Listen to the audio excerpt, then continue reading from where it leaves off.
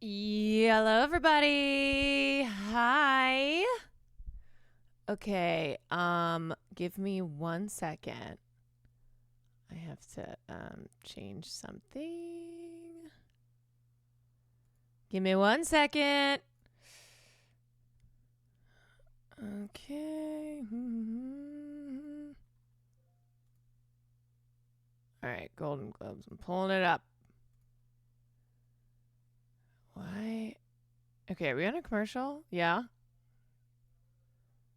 Let me make sure this is right. All right. Hi. Hello.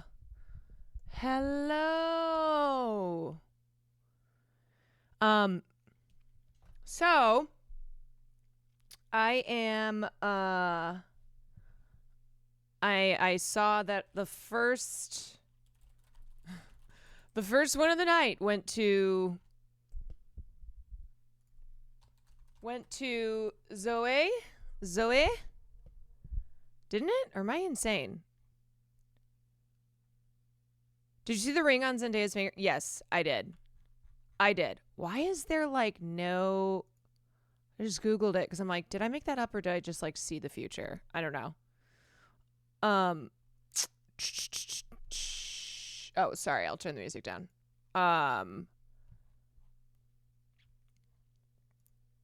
Okay. Why? What link do we have it in the Discord, right? I'm gonna turn down the music. I'm just gonna turn off the music. Yeah, I forgot that you guys are watching it in the Discord. No, I cannot stream the audio. No, I cannot stream anything because what happens on award shows nights is that they have automated they have like automated systems that are looking for anything and everything. So if you want me to get banned, then I will. But I'm trying not to.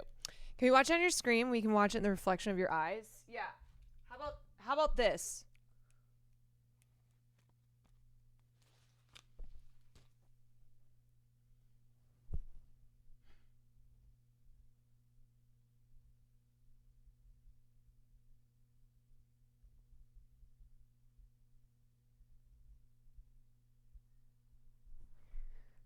Is that good?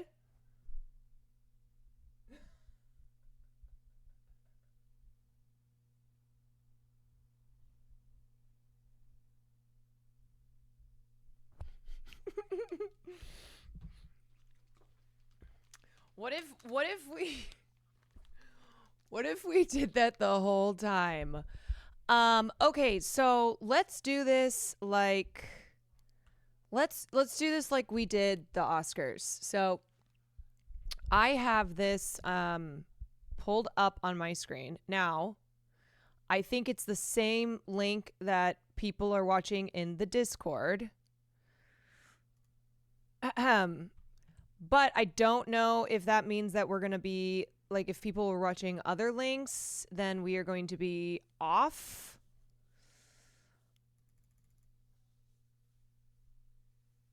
Did you ever do predictions? Not like full predictions. I usually do full predictions for the Oscars, but I kind of said like here and there what I will say after Zoe winning the Golden Globe, I think that puts her in a really good position. I just think people fucking love Emilia Perez and they love Zoe Saldana in Emilia Perez. So I think I think it's looking really good for her. I'm watching on Paramount Plus. It's a little ahead of the disc. I'm also watching on Paramount Plus. I think the Discord is also Paramount Plus. Yeah? No? Was I nominated for anything? Yeah, I was nominated for Best Box Office Achievement. Made a lot of money at the box office. How can I join the Discord? !Discord. The other thing is If somebody has a link that they can drop in chat for people who are not watching in the Discord, then that is helpful as well. That is what we did last time. I'm on a commercial right now. Okay, wait, what's happening here? Let's see. Let me turn my volume up a little bit. It's entangled in. Oh, nope. I gotta turn that off. There. Okay. I'm watching the trailer for EMILIA PEREZ right now. So let's figure out like where we're all at. Nikki's very funny. I think she's great. I think she's super funny. Sean, thank you for the 15 months. Drizadel, thank you for the Prime C. Sia. Thank you for the 14 months. Lipinshi, thank you for the 8 months. Hogan, thank you for the gifted. Okay. Yeah, so we have we're on an award on the TV broadcast. See, I don't understand why how the fuck is mine behind if we're watching the same link? Wait, okay, I just refreshed mine. All right, where are you guys at? Anthony Ramos and Kathy Bates. Okay, yeah, they're on. I just refreshed it.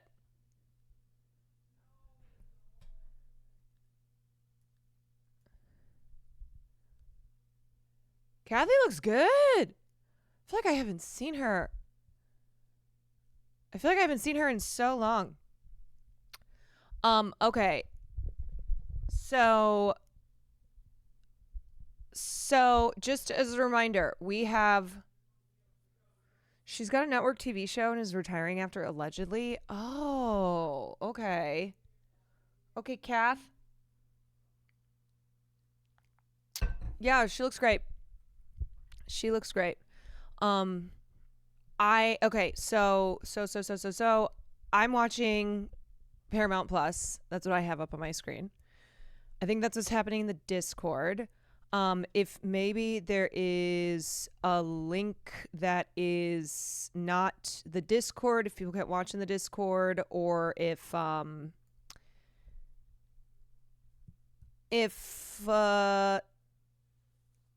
that's easier. What was the name of the movie you liked with the kids at a horrible school? Nickel Boys. Okay, so right now we're still in TV. So here's so the lineup.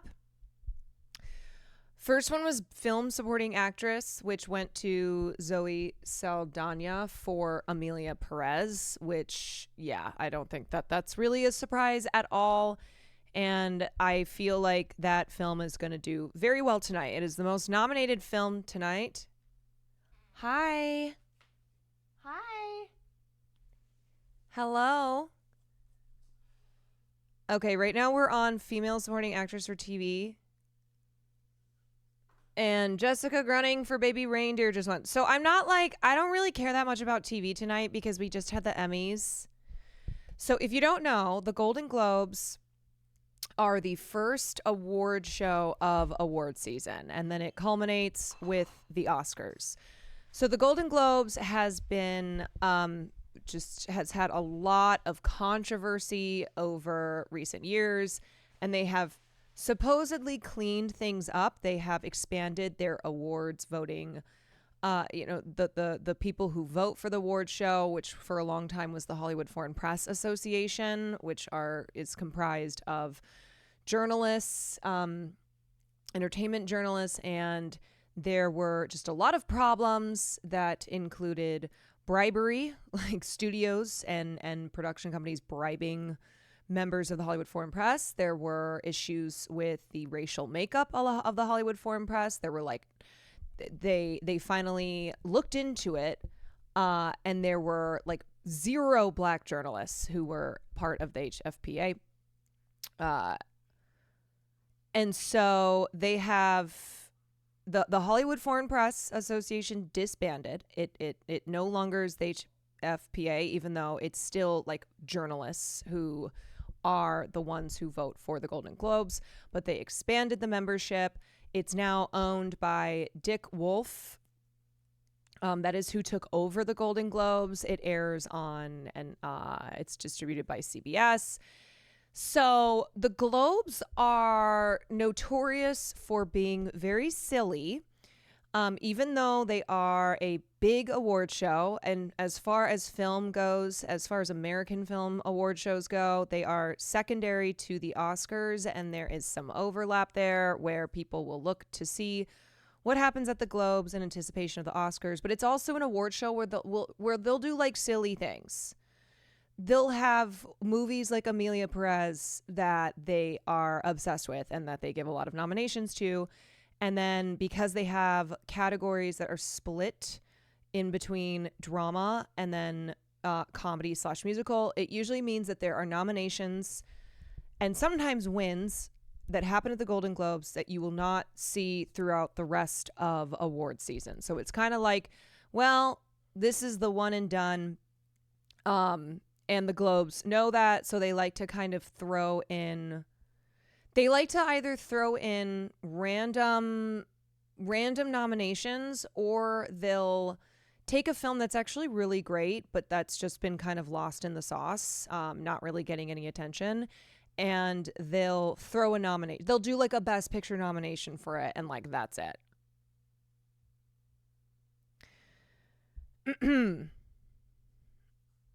Aaron started his speech by saying he already did a shot. Oh, that's the other thing. The Globes are known for people just getting fucking wasted. Last year, the Golden Globes, I'm just going to interrupt myself to say that Shogun just won. Shogun just won for TV, what is this, TV drama actor? Let's see what category we're in. This is, yeah, again, it's going to be very supporting actor. It's very reminiscent of the Emmys when Shogun absolutely swept the Emmys. So I'm sure Shogun's going to do really, really well tonight. So the TV categories are TV comedy actress, TV comedy actor, TV supporting actress, TV supporting actor, TV stand-up comedy performance, TV limited movie actor, limited movie actress, and then limited series, comedy series, drama actress, drama series, and then everything else is film. So I'm more so watching the Globes tonight to see how the films do. This is the last award show that includes TV.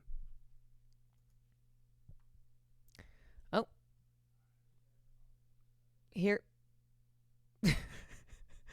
they are currently showing footage of KPMG,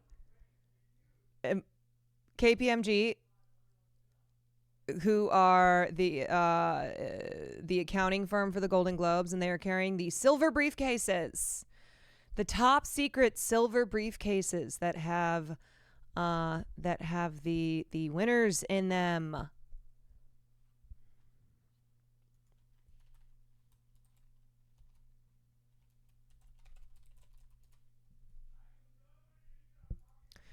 Okay, we are on commercial right now. Great, I can get my bearings.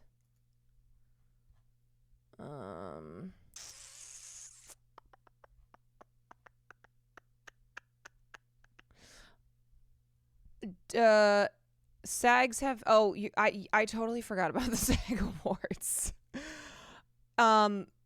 Yeah, that's true. Okay, there are the SAG Awards.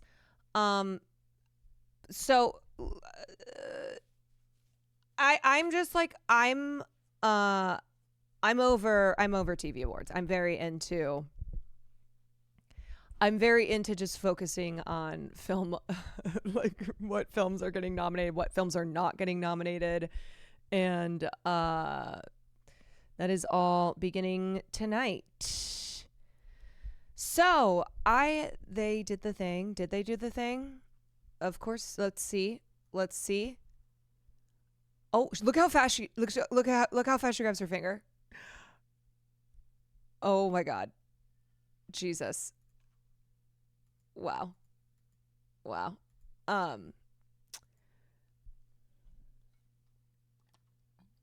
Noble Bragg, thank you for the 22 months. Madeline, thank you for the 17 months. Sean, thank you for the 15 months.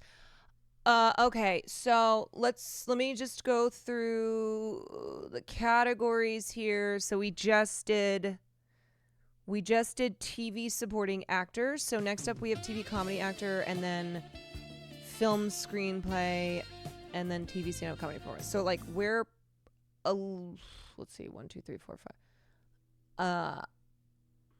We're like Farley, hold on. A little less than 1/3 of the way through. Anonymous gifter, thank you so much. Thank you for the 10 community subs. So we are about 1/3 of the way through the awards. Like I said, I was kind of missing the TV awards because I don't really care too much. It's kind of going to be the same. It's going to be this, just running it back from the Emmys. I'm coming. Hold on.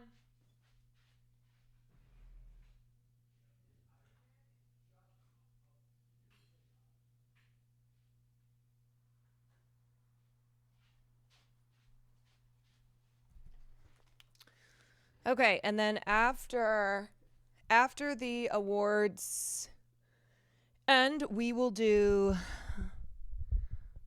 film night. We will do film night. Tonight we appreciate film, and tomorrow we do Lib Jan 6. That's right. Tomorrow is a big day. Tomorrow's a big day. I hope everybody gets some good sleep tonight because we're doing Liberal January 6th tomorrow, okay? Mark your calendars. Your calendars should be marked. They should be marked. If they're not marked, what are you doing? Where you been? I love your top. It's officially turtleneck season. I mean, every season is turtleneck season. Have you seen the drama with Lena, Cynthia's partner? I have seen the drama with Lena, Cynthia's partner. It's very funny because all three of the people involved, Cynthia Erivo, Lena Waithe, and Ariana Grande, are cheaters, and it's very funny drama where Lena Waithe has apparently been posting things on her Instagram that seem to be implying that she thinks Ariana Grande and Cynthia Erivo, her partner, are having an affair, which is hilarious. And it's very funny because all three of the people involved in this situation are cheaters, and so, you know, it makes it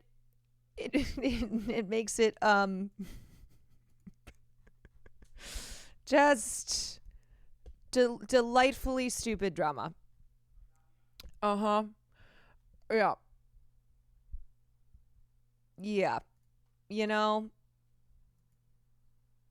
that's what happens when you that's what happens when you cheat, is then you're like, I'm being cheated on, because that's something that I would do. All right, we got Jennifer Coolidge on stage. She looks good. She looks tan. She looks like she just was, doing White Lotus season 3, even though I know she's not. Hi, everybody. I'm Jennifer Coolidge.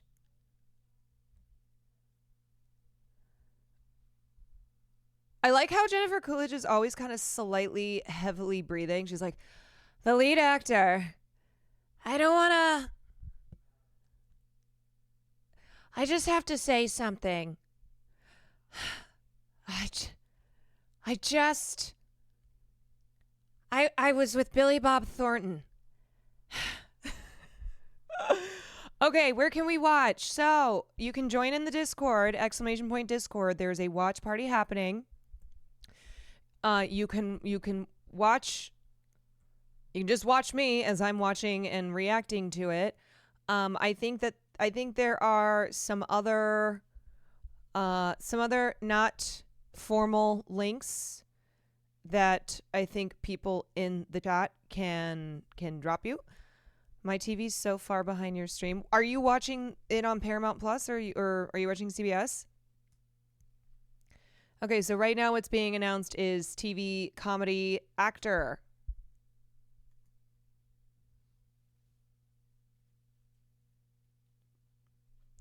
I clicked pop out for the Discord and I just have it overlaid with your stream. It's working pretty well. Great. There's a suggestion. There is a suggestion. You can pop out the Discord, have it overlaid with the stream, and lines up pretty nicely. The Discord is the same time as me. Yes, the Discord and I are lined up. Okay, the Discord app says it's invalid. Okay.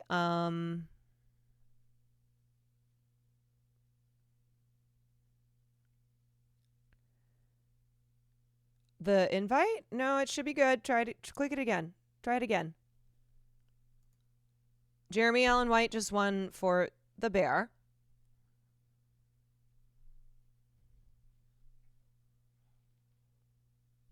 Who is not, he's not there. He is not there. So they have moved on. They've moved on to the next category, which is film screenplay. All right. So we finally have our second film award of the night. The first one was supporting actress.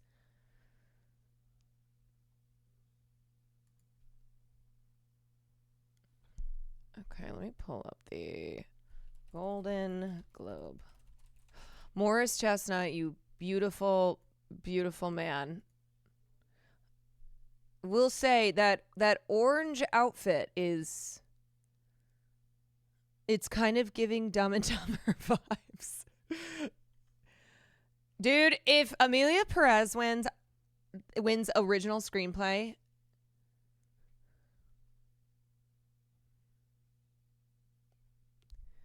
okay. So we have Emilia Perez.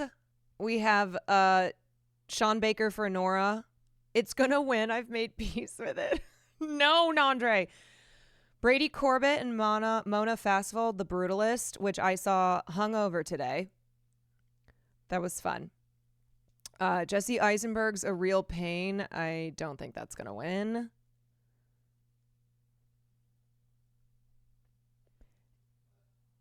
Corley Fargi.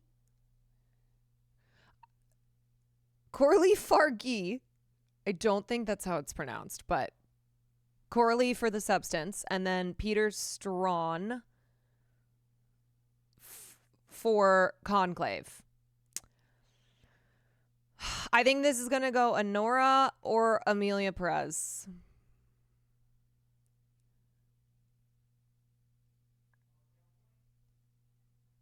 Conclave? Okay. Peter Strahan for Conclave just won. So it didn't go to Emilia Perez. Okay. It did not go to Emilia Perez. It went to Conclave, which is, an interesting film this award season because I think it's a pretty safe film. It doesn't get one of the main complaints about Conclave is it kind of stays in this safe zone. It doesn't get too it's messy in like a Gossip Girl way messy, but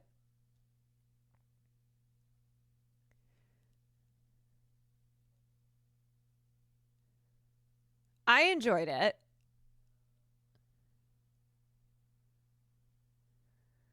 Did you see the Megyn Kelly rant about it? Yeah. Megyn Kelly thinks it's so disrespectful that it is spitting in the face of Catholicism. Sophia, thank you for the tier 1. Megyn Kelly though, thanks for the PR for the film.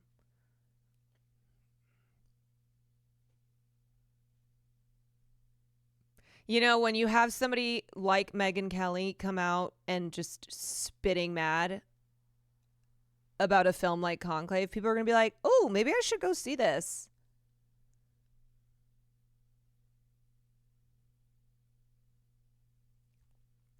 All right, next up we have. We're kind of going through. We're going fast. Oh, I guess it is 6:00. All right, this is TV stand-up comedy performance. I don't really care about this category.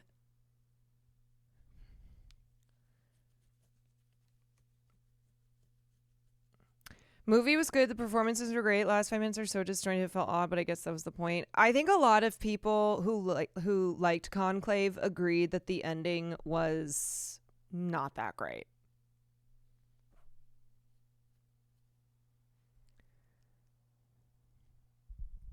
If Megyn Kelly's mad about it, it's got to be good. Here, I'll find her exact comments.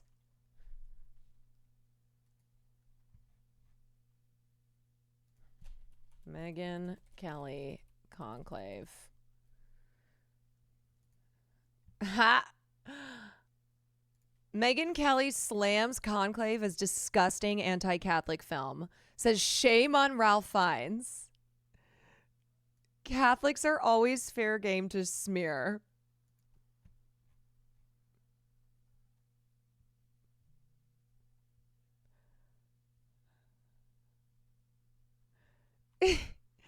She says it's the most disgusting anti-Catholic film I've seen in a long time. I didn't even know she was Catholic.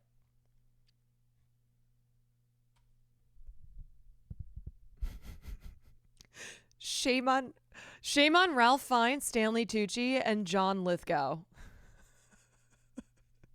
Shame on Stanley Tucci.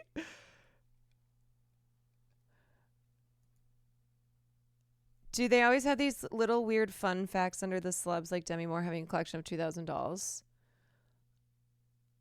Wait, where are you seeing those?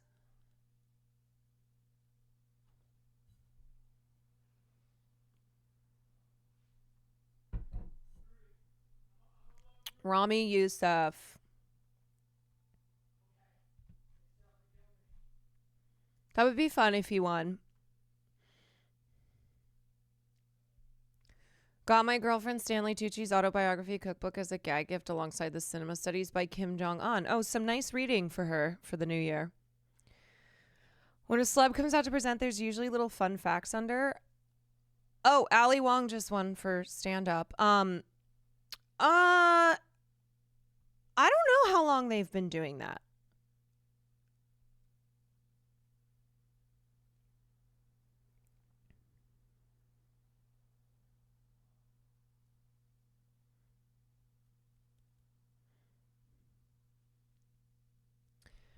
So what is the juicy drama that's going on behind the scenes? Well, Blake Lively and Ryan Reynolds did not come to the Golden Globes tonight.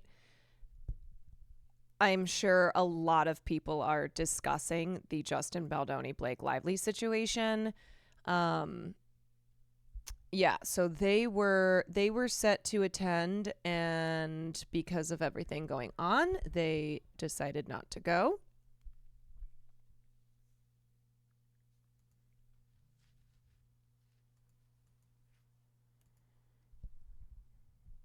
I feel like these speeches are it's brief. We're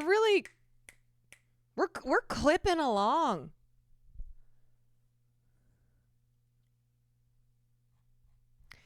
Did Allie win last year for Beef? Yes, she did. Yeah, she's pretty. She wins stuff. She wins stuff for her comedy, and she won big. She won big for Beef. Thoughts on Emma's pixie cut? Love or hate? You know what? I think she can pull it off. I could not wear a pixie cut. I could not do a pixie cut. Here, I can show you guys a photo. Emma Stone. Like, I think she looks cute.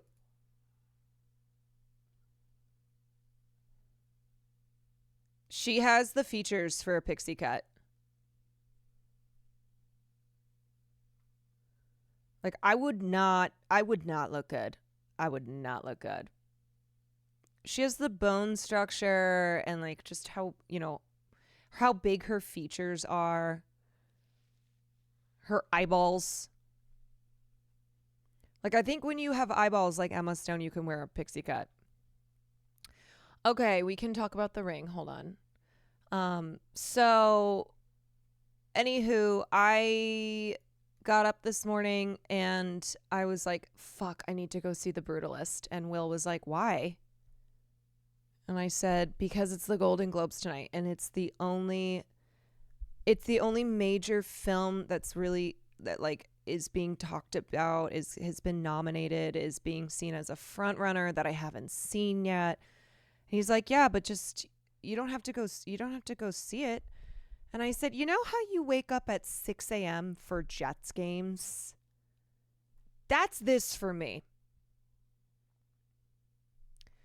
That is this for me, okay? So yeah, I do gotta go see it. Now, what happened was I didn't get to see the whole thing.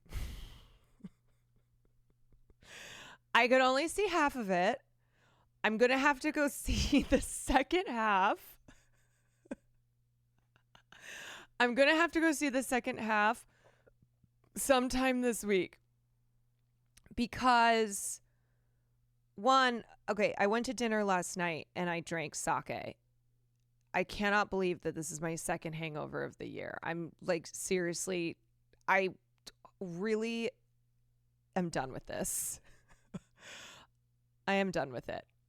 I am now two hangovers into this new year, and it's been 5 days, and I think that's the most that I had last year. I know. So that's not the reason that I left, though, is because by the time we got to the intermission, it was like 4:00.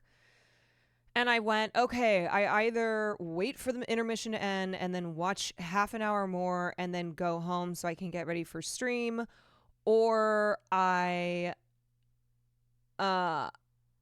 leave now at the halfway mark and I have to go see the second half this week. But I feel like I saw enough of it to evaluate the performances and other things like the cinematography and like I can't give a full review until I've finished it, but I was pretty locked in, I will say, and I think Adrian Brody is incredible. I think it's his best work since The Pianist. I don't really think he's had a role, though, of that caliber since he won the Oscar for The Pianist in 2003. And so this kind of feels like that. Same with Guy Pearce is really good. Feel like I haven't really seen him in a role that he gets to be great in and show that he's an actor. Haven't seen that in a while. I don't understand how it was only $10 million budget. It's insane. They filmed it in 31 days on a $10 million budget. So it's amazing. The scene outside the bus is really powerful. Yeah, I mean, the first shot, too, of him arriving in New York and the way that they shoot the Statue of Liberty, and it's gorgeous. I mean, it's a super, super ambitious film. I think the question will be, once I'm done with the film, if the film itself, like it what's within it, matches up with the ambition of the film. Yeah, I haven't even seen Felicity Jones yet, unfortunately. Felicity Jones, who's nominated tonight in TV supporting actress drama, in film supporting actress drama, didn't even get to see her because she's not until the second act. I heard her voiceover. But didn't get to see her. How is Joe Alwyn? He's great. One thing that I noticed that I think is just like a brilliant thing that he does is he's playing the son of Van Buren, who Guy Pearce plays, you know, the industrialist millionaire Van Buren. And Alwyn plays his kind of snaky son. And watching his performance, you can see that he is trying to imitate his father. So it's not just Joe Alwyn like playing this role. It's also there's an imitation to it where he is, you know, imitating the mannerisms of his successful, successful businessman of a dad who he very much so wants to have the respect of, and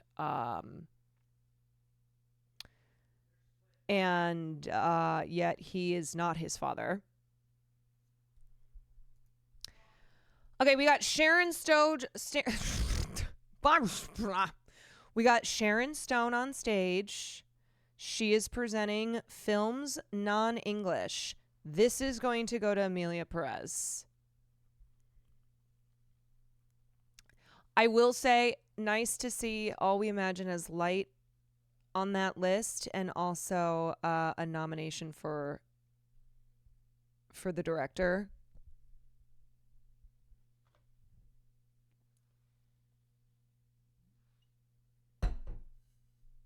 How's Nikki doing? I think she's doing well. I mean, the bar is so fucking low because Joe Coy hosted last year and it was so bad.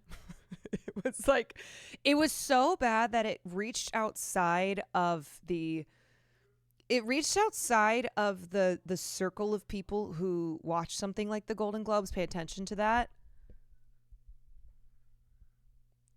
And the Golden Globe.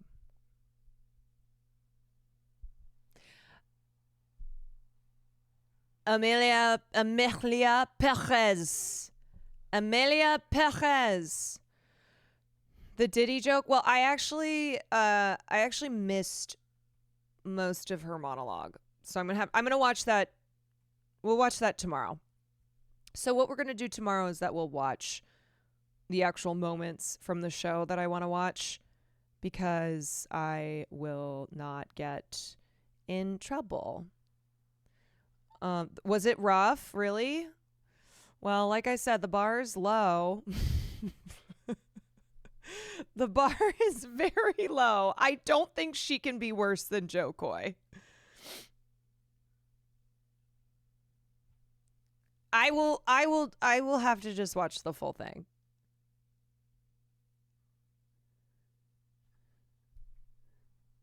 Yo, Emilia Perez is going to win Best International Picture at the Oscars, and I'm going to freak out.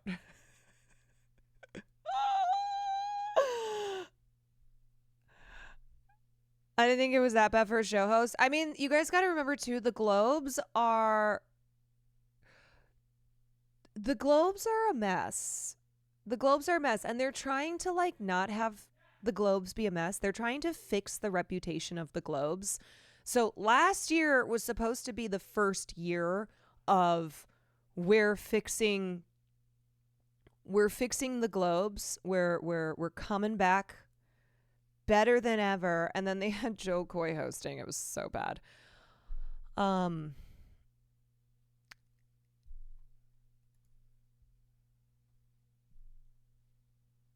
missed your thoughts on Emilia Perez. What did you think? I think you can pick up on the fact that I did not like that film.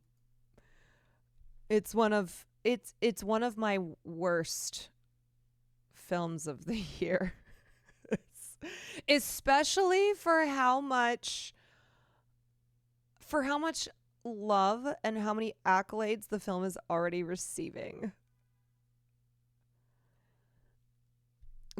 Please put the cam on Timmy and Kylie. Has Club Chalamet said anything yet?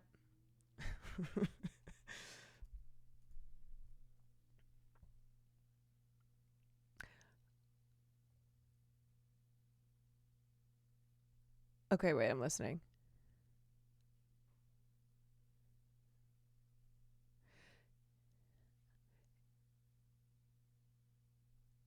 In these dark times, I hope Emilia Perez is a ray of light.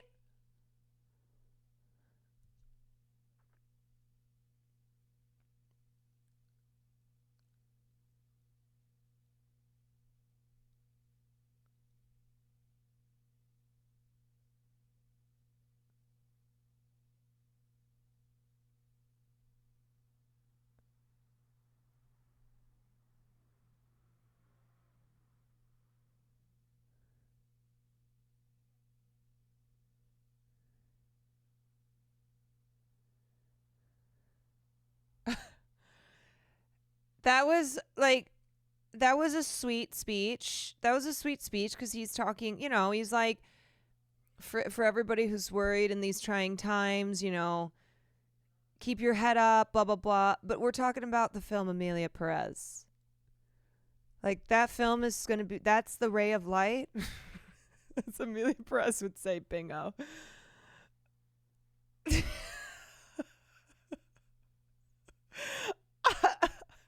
Oh, yeah, that is her catchphrase. She says bingo in the film.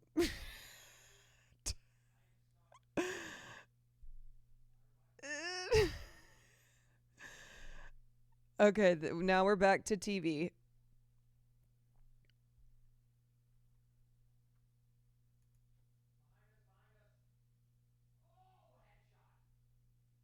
Ooh.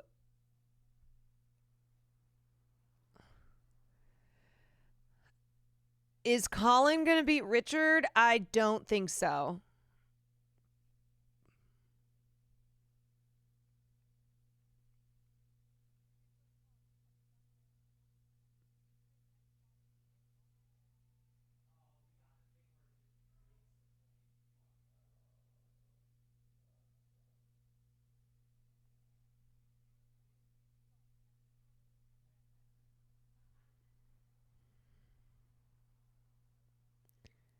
Okay, who's it goes to? Maybe Colin? Maybe probably Richard? Wow. You know what? You know what I think that is? I think that is I mean, he's fucking amazing, but I think it's also because The Penguin came out in September and that was like that's like the last big show here that everybody watched. Right? You know, Baby Reindeer, The Bear, those came out a while ago. So like recency bias, but also like The Penguin is amazing. Colin is amazing in it. So recency bias in that, yeah, it's a show that has come out recently and a lot of people watched that show, but it's also really fucking great. I feel like Kirsten's going to win for The Penguin too.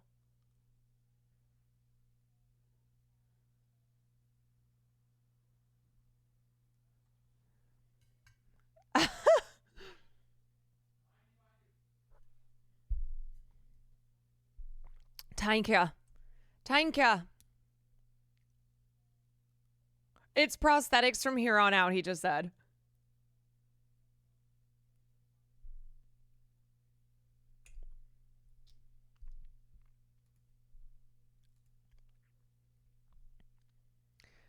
$25, $30 ago.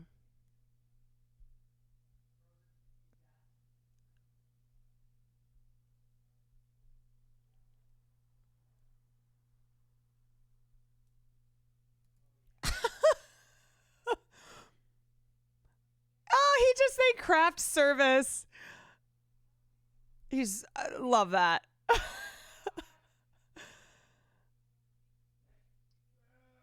You know what? Shout out to craft service.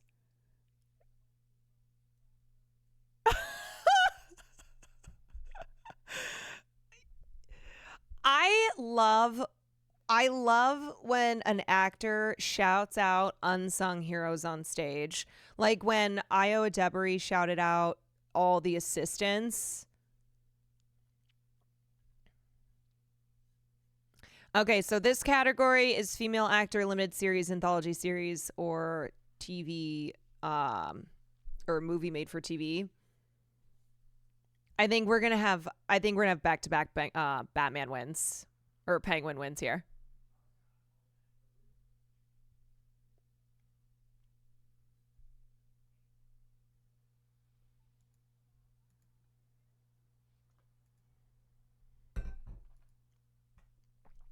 Catherine O'Hara is giving Beetlejuice. She's giving Beetlejuice vibes with her dress and makeup.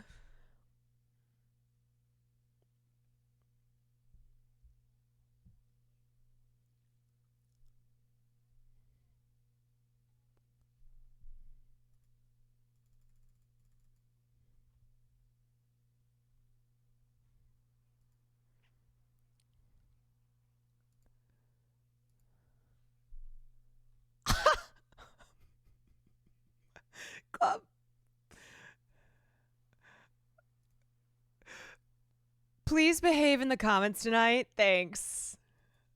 How about you behave?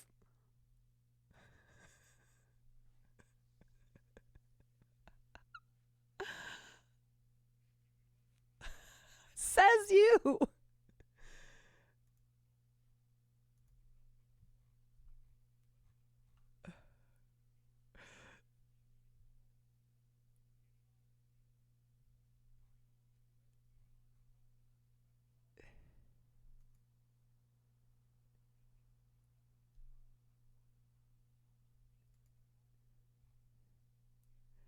I'm looking at Club Chalamet's page right now. She's posted a lot of photos. Of course, none with Kylie in them.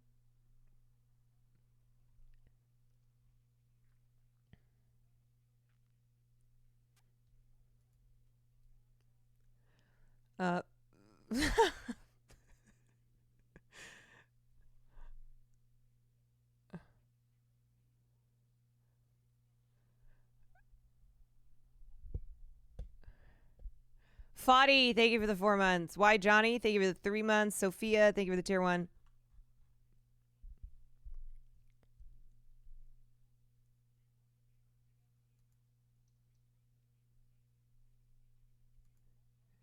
They are currently Canadian out on stage. Hardcore Canadian out.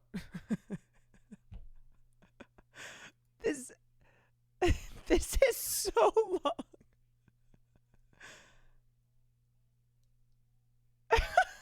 Okay, that's funny. Saying there's no award better than the Golden Globes.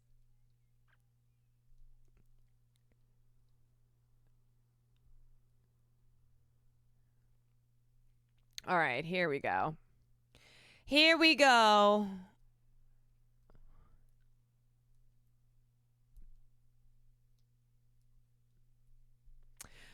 Kristen. Yeah, she's taking this home. She got it in the bag.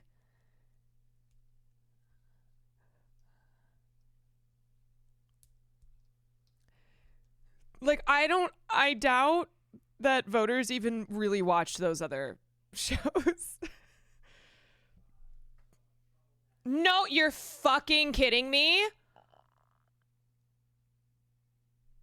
Okay, I just have to say something. That is so stupid. That is so stupid, and I love Jodie Foster, but honestly, no. No, dude. No, Jodie is great. I also didn't like that season of True Detective. I didn't really like Jodie Foster's character. I thought that she's good, but it was not to me like raw. Kristen Milioti gave like one of the best TV performances of the year, like across television. I cannot believe that. Golden Globe's a joke. Like, I'm glad she's shouting out Indigenous people who shared their stories with the show, but the show was, I just really didn't like it. And Kristen is so phenomenal, man.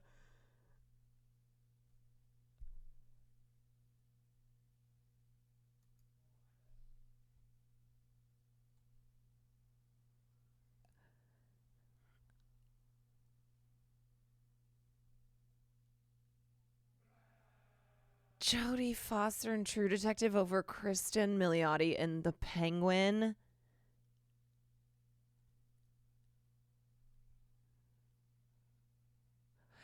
And like, how do you give it to Colin, which great, deserved, and then ignore Kristen? That's wild. That's wild to me. That's crazy.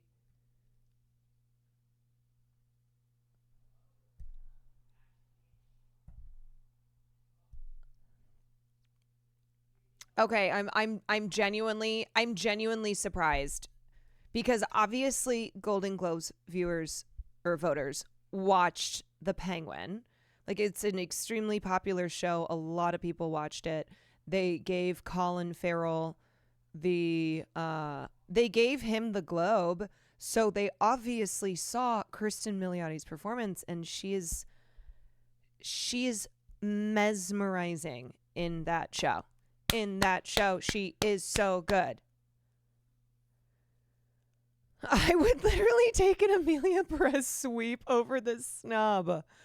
Man, this might be one of my worst picks of the night. And I do love Jodie Foster. It pains me to say that, but I gotta say it. I gotta say it. Ahem. Okay, let's see what's happening with the ring. Let's see what's going on. Zendaya is one of my predictions for 2025.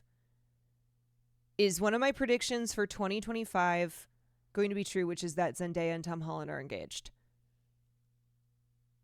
Wait, what's the update? I don't get it. Wait, is she not wearing it here? Does she not have... No, she does. Zendaya Luca Guadagnino. Okay, so here it is. Here's the ring. Oh, it looks like she's showing it off. I kind of... Oh, like she kind of went like this. Okay, what is happening? Look at that thing. Oh my. God, she's so gorgeous. Oh, look at this color. The color of this dress is so beautiful. She's so beautiful. So this is the one that matches the necklace. This one, we don't know. We don't know what this ring is. We don't know, but I would love to have one prediction of mine come true, because that would mean that I'm 1 and Andre's at 0. Did you guys see Jeremy Strong? I tweeted, "You smoke too tough, your swag too different, your bitch is too bad, they'll kill you."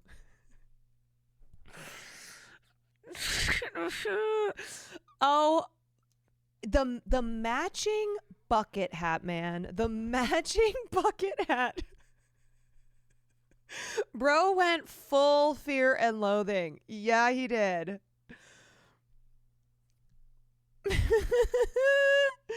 You know what? And I love him for this, okay? I love him for this.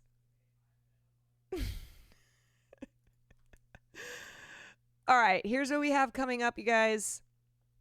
We have film comedy musical actress and film comedy musical actor. So, is Cynthia... Film comedy musical is a big category. We've got Cynthia Erivo in Wicked. Now, Ariana did not win. She did not win. So, you know, Maybe that means nothing for Cynthia, or maybe Wicked voters, or maybe Globe voters were like, okay, we're giving it to Cynthia, but we don't want to give it to Ariana. Demi Moore in The Substance, Carla Sofia Gascon and Emilia Perez, Mikey Madison and Nora, who seems to be the front runner, or Zendaya in Challengers, or Amy Adams in Night Bitch. So tonight I don't fucking know. I would say Mikey Madison and Honora. She is also dressed as a Golden Globe tonight. I'll show you. Look at this. She is so stunning, and she is dressed as a Golden Globe. So you have Mikey Madison. I mean, they clearly love Emilia Perez. It could go to Carla Sofia.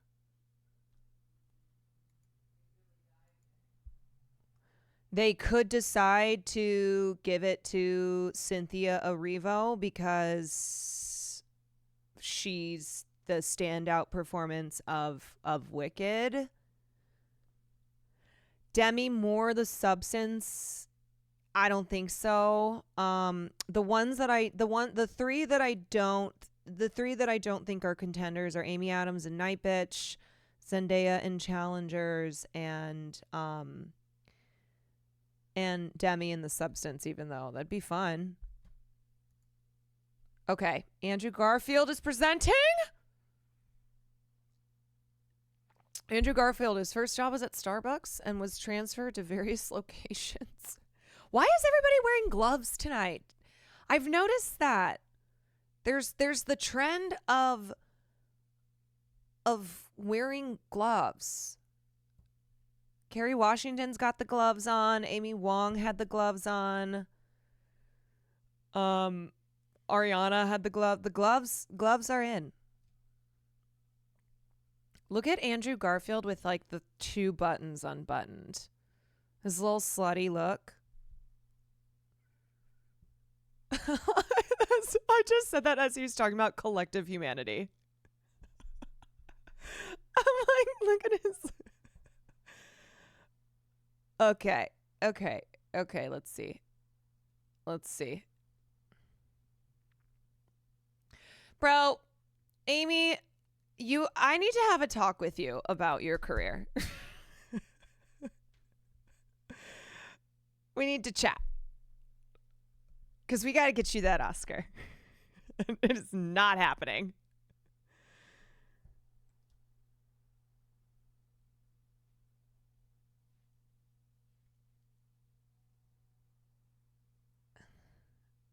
Okay. Mikey. Oh my God, that's so exciting! That's huge! That is huge! Demi, she's genuinely shocked because I think she also was thinking the way I was thinking, where it was like, okay, Mikey, Sophia, Cynthia. Good for her.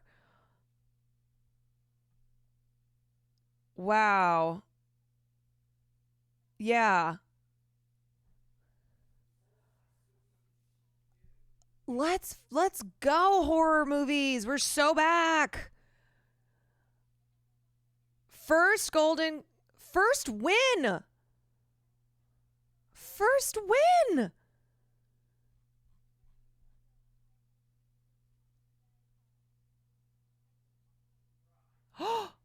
Not a popcorn actress.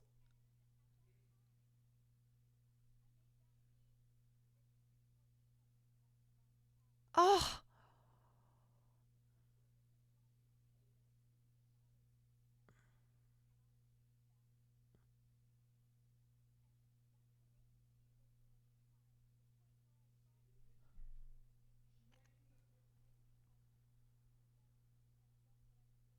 Love that.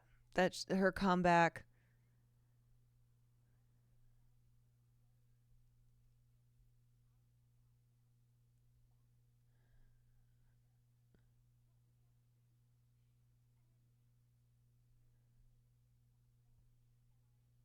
Yo, I got I got tweet. I got tweet.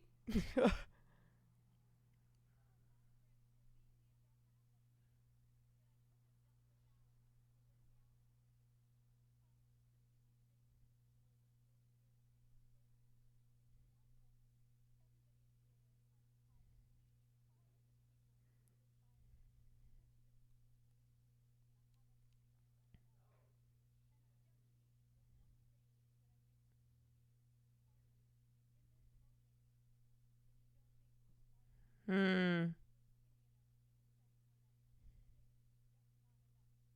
Hmm.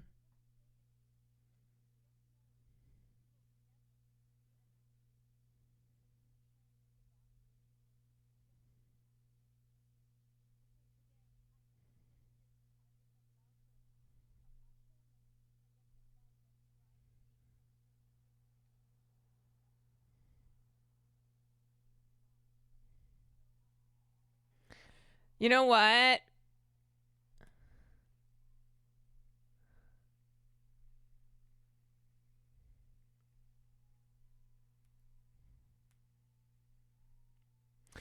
That is remarkable. That is her first ever. That is her first ever award for acting because she was viewed, she was viewed as just like a pretty face and a hot body who would never amount to like being a serious actor. And here she is in like one of the wild, like probably the wildest film of the year.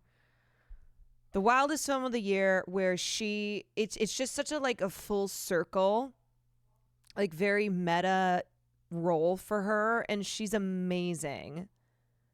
She's so good. And she just won the Globe over actresses who like were, more of front runners than she was. It might be her only win, but what a win for her. And that's why sometimes the Globes, even though they're fucking crazy. Okay, hold on. Wait a sec. Sebastian Hugh? Sebastian. Wow. Okay. Nice. You know what? I agree with this. That's who I would have given it to.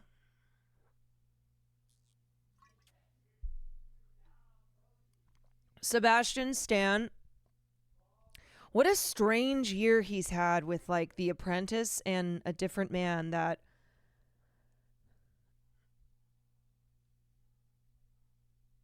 yeah. You should watch A Different Man. Yeah. Yes.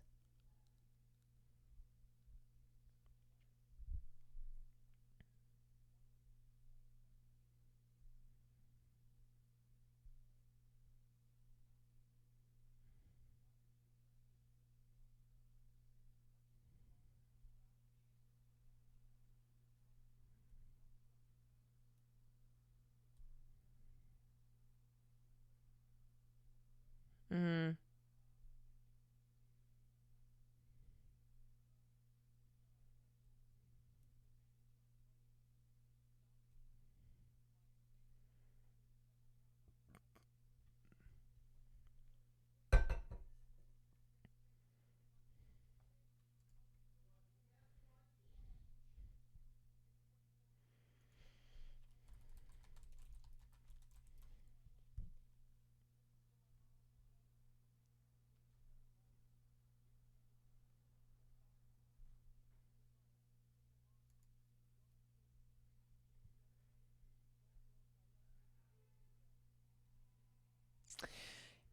I think that might be my favorite back to back win so far, and it might be also the only awards that either of them win. But it's great. It's great that they were both recognized. A Different Man is a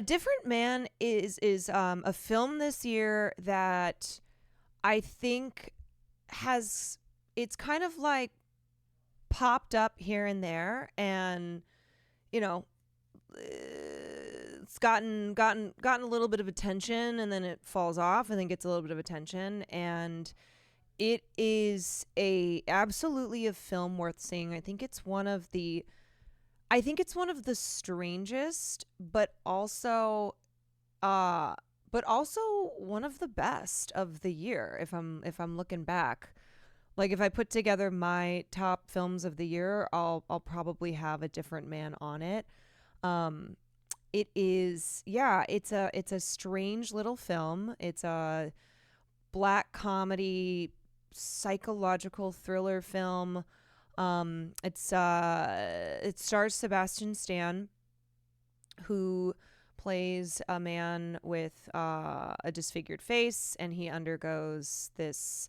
It's kind of substancy in the like like surrealism and fantasy elements of this medical procedure he undergoes that transforms his appearance, and yet he it's the rest of the story then follows him as he has transformed, as he now looks like Sebastian Stan, and the impact that that has on his relationships with people and also with himself. It's really, really good. And it's also got Adam Pearson in it, who is an actor who has neurofibromatosis, and he is very, very, very funny in the film. He's very, very good. Full Plaid, thank you for the 12 months. That was great. That was as I was saying, sometimes the Globes are super whack. Sometimes they do very silly things. Sometimes they shut out films. They are not inclusive enough. And then sometimes they come out of left field and are like, you know what? We're going to surprise everybody by picking this performance or picking this this film for best picture that was not expected. And I think being the first award show, and I think also being one that people are really trying to study to see how how the Oscars are going to go, how the rest of the award season's going to go, they like to throw curveballs. Also, they did expand the voting body, and so that has had some good results from it, which is why I think a film like Nickel Boys was able to snag a Best Picture nomination. How did Cynthia and Ariana not win? I think the Globes voters looked at it and went, I had a fun time with Wicked, and they're both very talented. But as far as like the performances that really stood out and the ones that are unusual, I think the selection of Demi Moore and Sebastian Stan, two actors who have been praised for their performances, but not necessarily been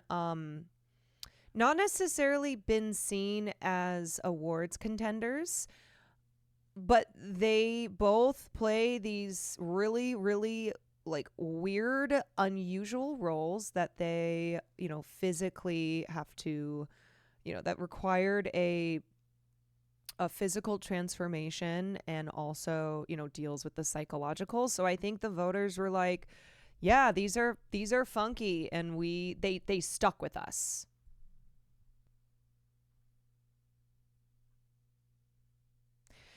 And also like the category of best actress in musical or comedy, it's a pretty stacked category. Now, I don't know if Demi, for me, I would love to see Demi Moore get a nomination for an Oscar. That would be super fun. That'd be great, and this may give her that bump that she needs to get into the category.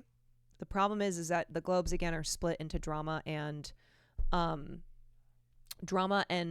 musical or comedy. So with the Oscars, there's only 5 nominations for Best Actress. It does not split by category. And I mean, of all the the actress performances I've seen this year, Demi's is one of my favorite. Like that just is, it's just such a standout for me, and it's such a career defining role. And I do think that award shows love to acknowledge those. I think they love to I think they love to kind of play into a great story, right? Everybody loves a great story. Award shows are, award shows are shows that honor achievements in film and in television, and they love to have a good story. They love a comeback story. They love performances that are career defining ones, that are, talked about as probably that actor will never have will not have a role or performance like that again. Important news from the AP. Margaret Qualley went to the sushi bar. Miss Demi's win. Oh no. Oh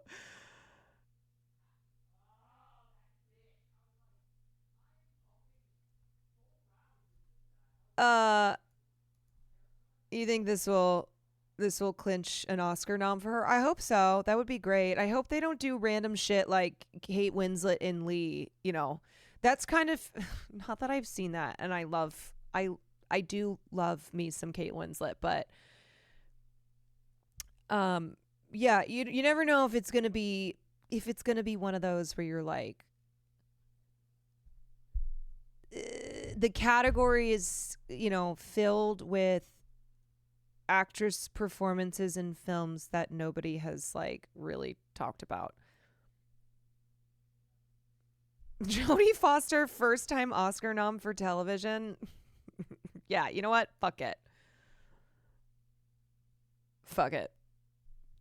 Wait, Andrew Scott is... You guys, somebody needs to do a side-by-side of Morris Chestnut in his all-orange outfit and Andrew Scott in his all-blue outfit. It is literally Dumb and Dumber. But high fashion.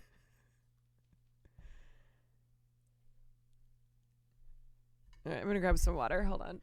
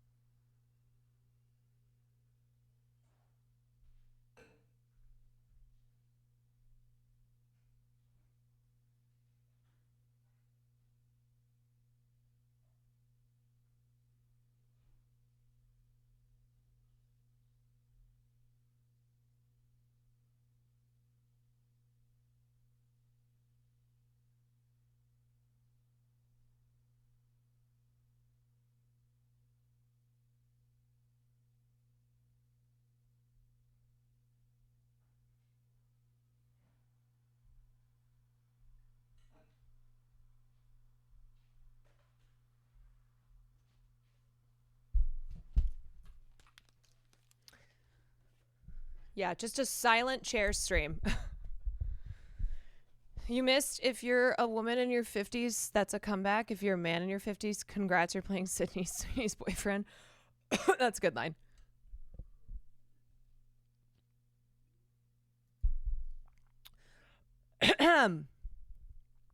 All right. This category next is film animation. Oh, I have to watch Wild Robot tonight after stream, because Sam and I are reviewing that for the Patreon tomorrow.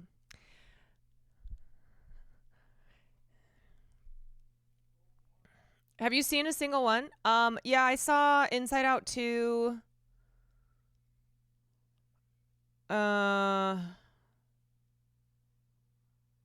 And then I'm watching Wild Robot tonight.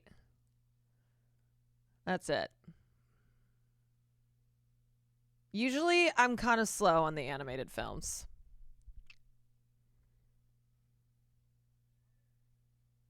No, I like animated films. I just don't normally watch them till I usually don't watch them till I'm done watching non-animated.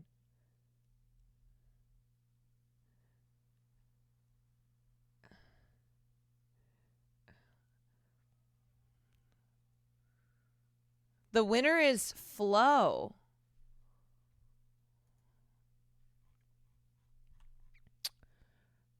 Has anybody seen that? The cat movie?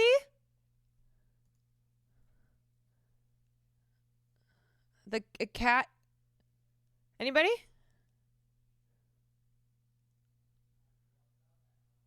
It's so beautiful. Is it on streaming? Let's see. No, it's out in theaters right now. It's coming to streaming this week. It has no dialogue.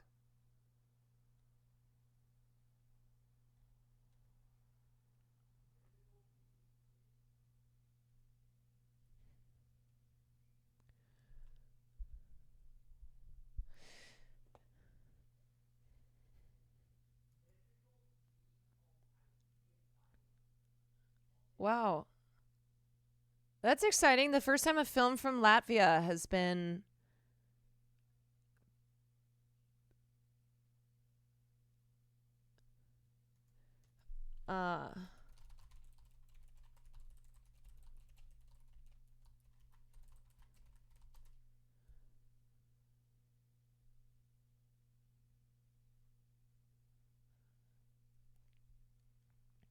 that's lovely. You know what? See, this is why, yeah, okay. Awards shows, yes. There's certainly things in award shows that do not have don't hold that much weight. But this is the first Latvian film to make it this far in the competition. In film competition, it was also shortlisted for the Oscars, and so it may be getting an Oscars nomination, which would make it the first Latvian film to be nominated, which is cool.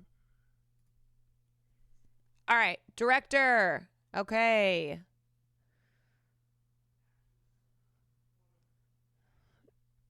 Jacques Audiard, Emilia Perez, Sean Baker, Honora, Edward Berger for Conclave, Brady Corbet for The Brutalist. Is it really Corley Fargi? Is that how you pronounce it? Pyle Kapadia, very exciting nomination because that film has been shut out. All right, is it going to be Sean Baker?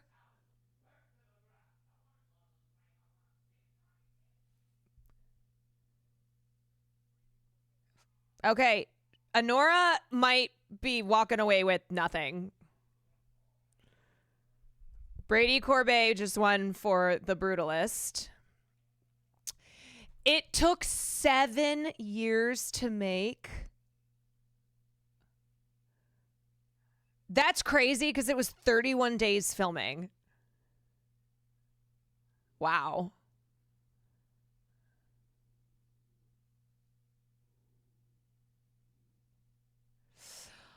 How was The Brutalist? I saw half of it. I will say I think Brady Corbet, I think he deserves flowers for how ambitious he was with this film.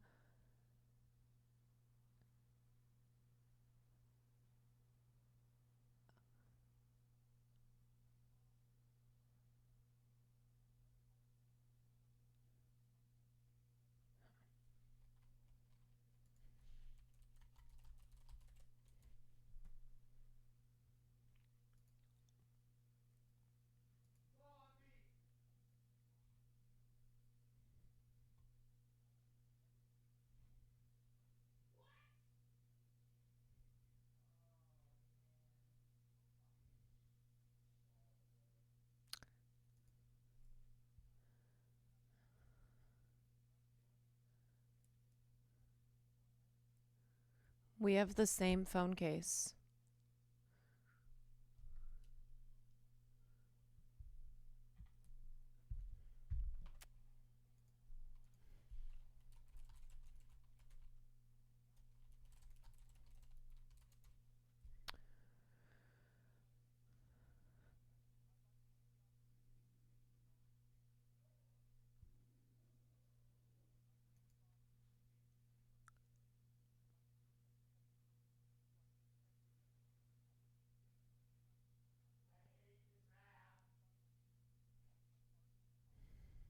Oh.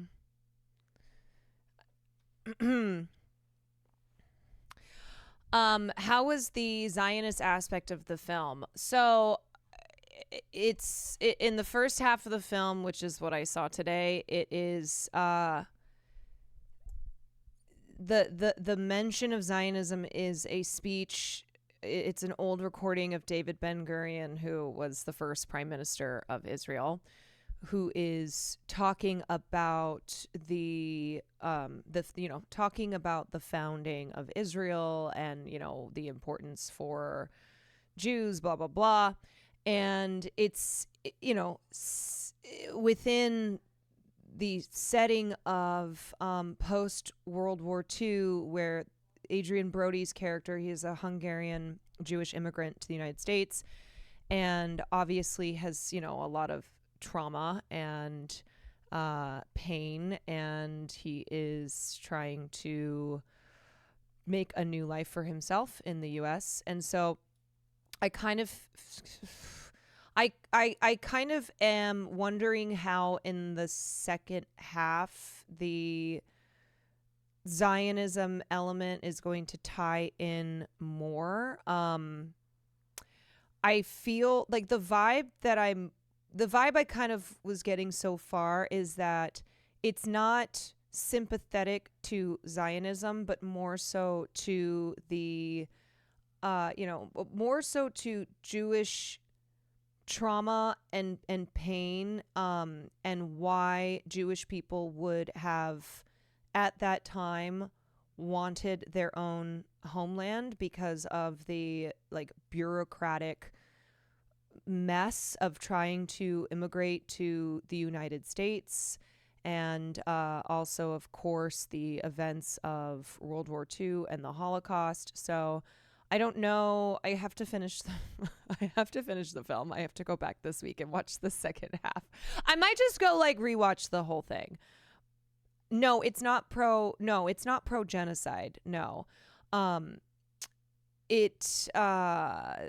mention of it. So as I said, it's this voiceover, or it's this recording of David Ben-Gurion talking about and Israel will be for the Jews, blah, blah, blah. And it's right after Adrian Brody has come to the United States and is clearly, a man who's in pieces, but is really trying to keep that all within him as he forges a path of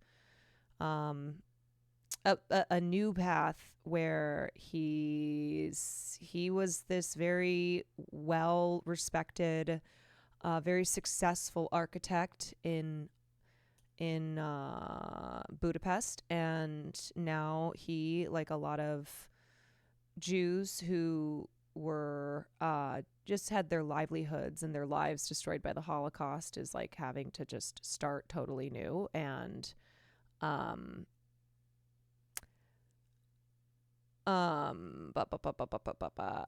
I'm so split on the Zionist aspect of it. Everything else is great. Yeah, I'm waiting to see how. I'm waiting to see what the Zionism aspect of the film does in the second half. I'm sure it will make more sense in the second half. Yeah. That's why I'm seeing it again. What I will say is, what I did from what I saw, I thought that the performances were outstanding. I really do think it's Adrian Brody's best work since he was in The Pianist, and it's an incredibly lofty, ambitious film. It spans 33 years and is a 3-hour and 40-minute historical epic. And what's amazing is that you think that it's based on, you think it's like an adaptation from a book, or that this is an actual historical figure. And it's like Tar, where no, it's completely fictionalized, but it seems like it would have come from, it would have been a literary adaptation, or that Adrian Brody's character is like somebody who actually existed in real life. What is the name? It's The Brutalist. So that is the film that just won Best Director. Brady Corbet just won Best Director for that. I wonder if the person sitting next to me when I didn't show up for the second half is like, ugh, she clearly couldn't cut it. Guess some people can't watch movies that are longer than 2 hours. That's the problem with society these days. Maybe she dipped too. Maybe. The line for the bathroom was very long. Everybody, so the first half ends in this montage, and it's great. It's really, really good. And then an image comes on screen, and then it has a timer for intermission, and everybody immediately beeline to the bathroom. Okay. Oh, John Elton's on stage. John Elton is on stage to present Best Film Score with Brandi Carlile.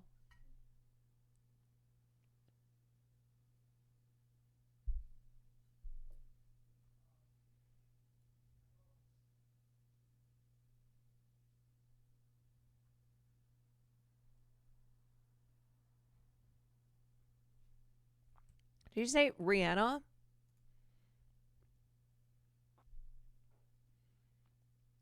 John Elton. Wait, what did I... Wait, did I say John Elton? No, I didn't. No, I did not.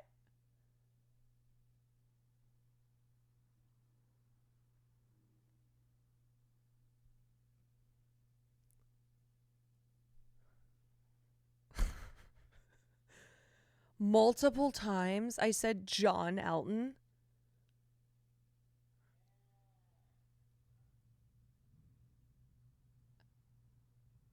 What is wrong with me?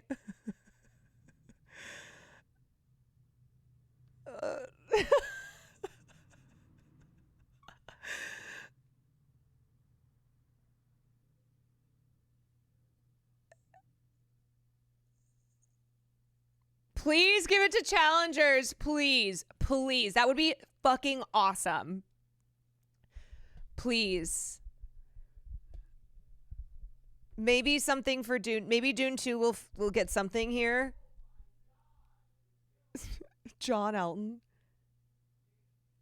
Oh my God! Yes, yes, yes, yes, yes. You know what, Globes? I see you. I see you. You're getting funky with it. You're getting funky with it.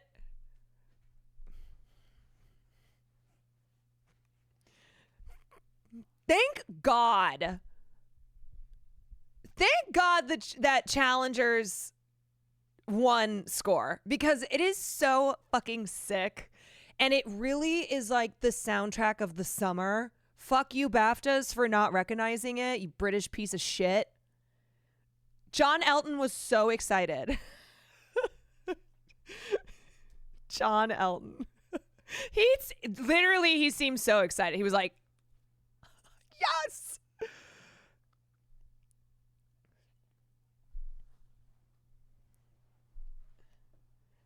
Yo, good for them.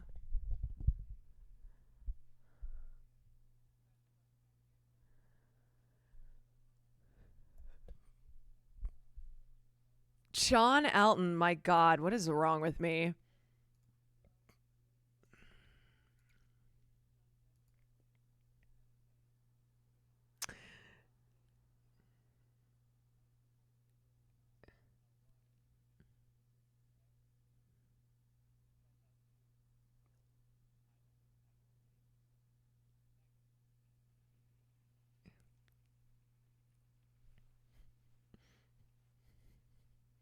Prim, thank you for the 12 months. You know what? Hans Zimmer has a lot of awards, okay? Hans is like one of the most decorated film composers. He's a king.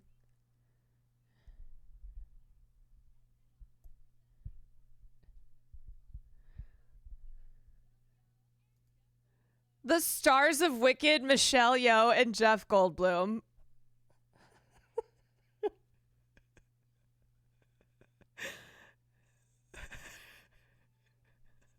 The stars of Wicked.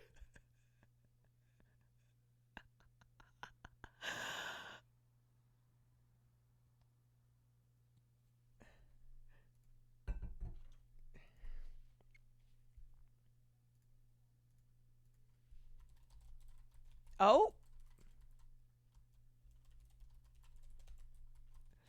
Oh, Michelle.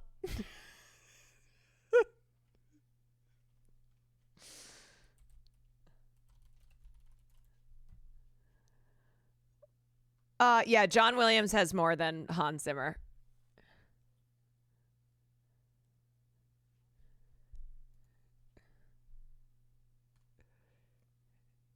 This is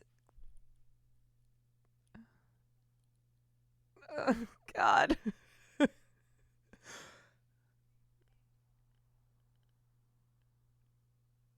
This is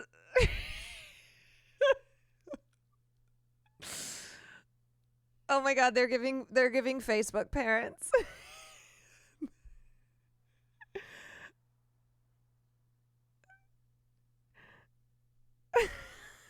It is they are cute. They are cute. They are cute. I love them both.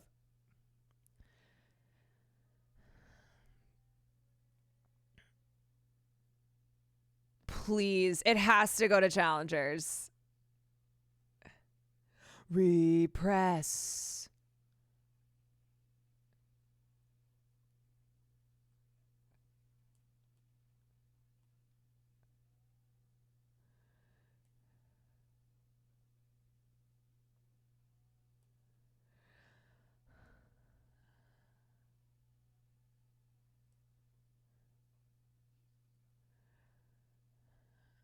Wild Robot looks so cute. I'm excited to watch it.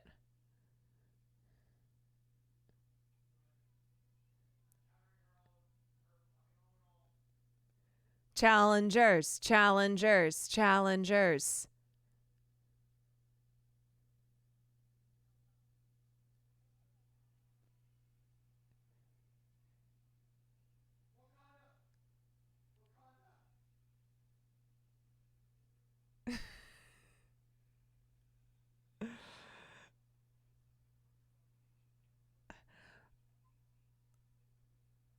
It's not good.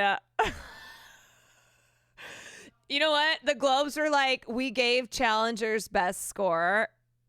We're going back to Emilia Perez. We're going back to Emilia Perez.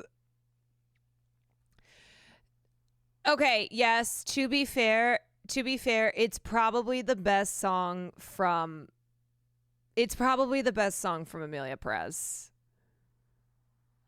Yeah. I can't believe Vaginoplasty was not nominated.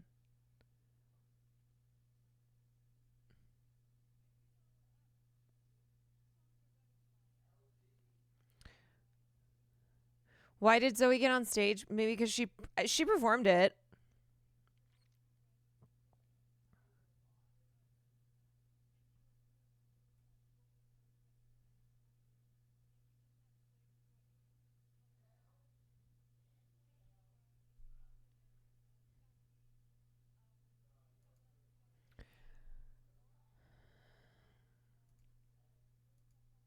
Do you want to know what's funny? Okay, the only song from that movie. Oh, there she's like, wait, I think she's like, wait, why am I up here now?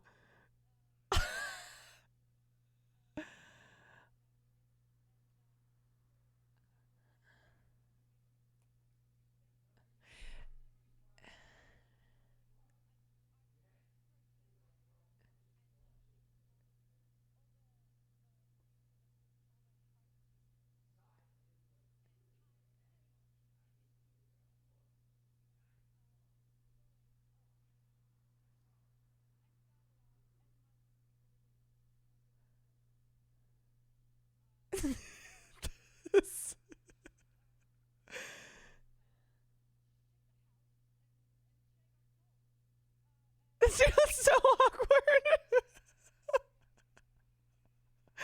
I think she's like, wait, I wish I had not gotten on stage now.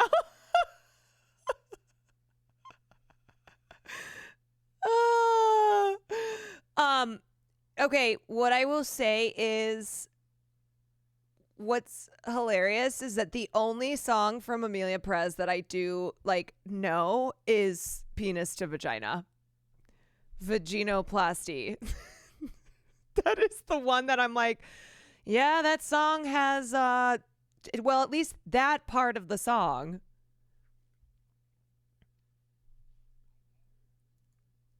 Oh, we got Vin Diesel on stage. This is film somatic. Somatic.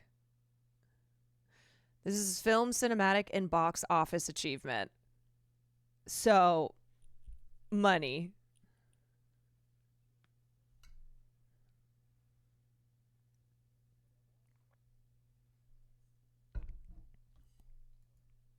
Families forever.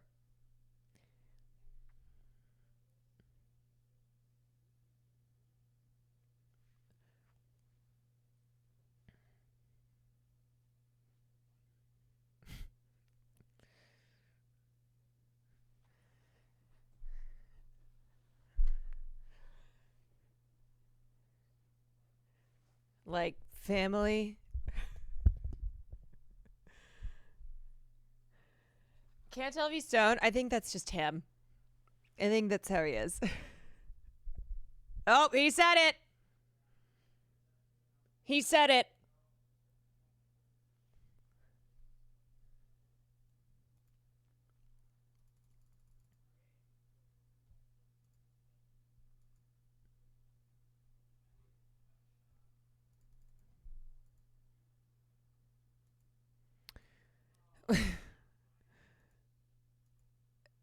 One thought. Okay. It's about damn time that there is an award for box office achievement. That's what Vin Diesel just said.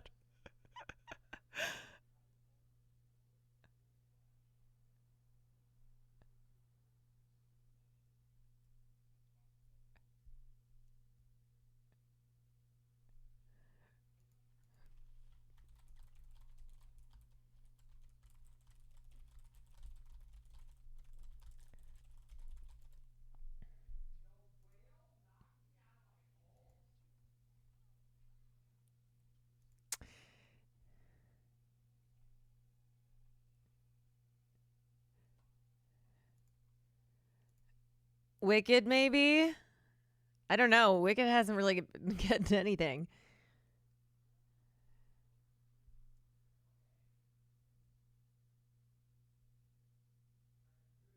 Okay. Oh, okay. Popular. Wicked just won. Honestly, this is such an L. This is such an L for Wicked heads who wanted Wicked to sweep because all they have won is cinematic and box office achievement. Like the money category. It's also funny because this awards kind of makes it sound like these movies are underdogs that deserve awards recognition.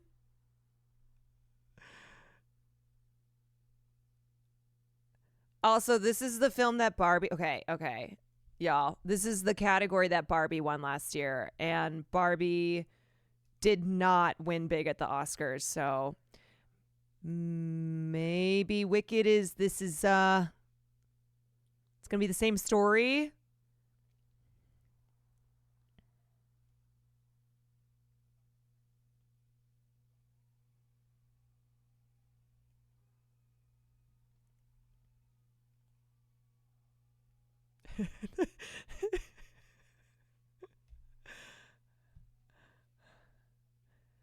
Where is Jonathan Bailey?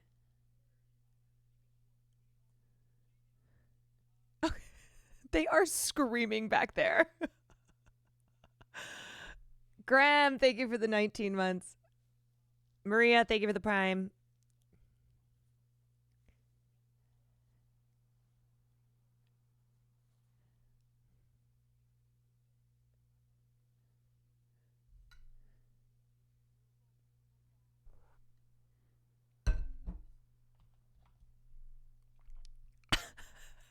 Look at Ariana.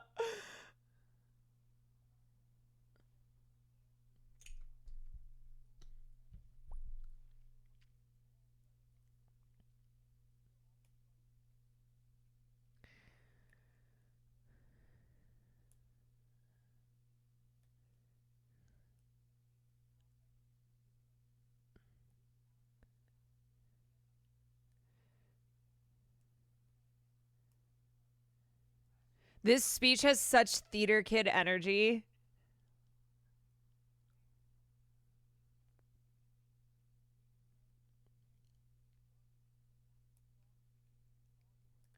No, this is like Tony Awards theater kid energy.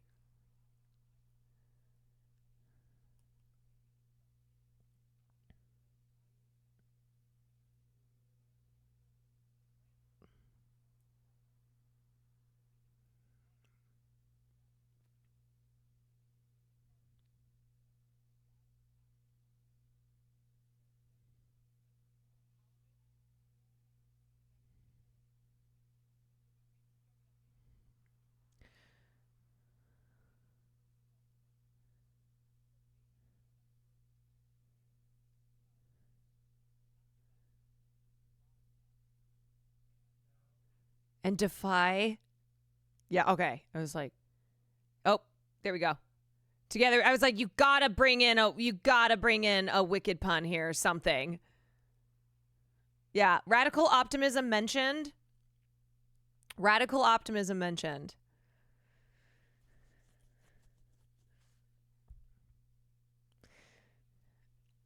All right, so we are in the final third. We have TV limited series, TV comedy series, TV drama actress, TV drama series, and then that is it for TV. And then we have the final 4 film categories. We have drama actress, drama actor, presented by the greatest drama actor that there is, Gal Gadot. Film drama, and then film comedy / musical. So we have 8 categories left. 8 categories left. Is One Piece nominated? No, One Piece is not nominated. Okay, we have 8 categories left, so I'm going to give you a clue for film night. And I will have you know that usually I spend a lot more time like figuring out what film I want to do, but I took one look and saw a film that was available on YouTube and I went, yep, that's that's the one during commercial break. Okay, this is the proof that I said.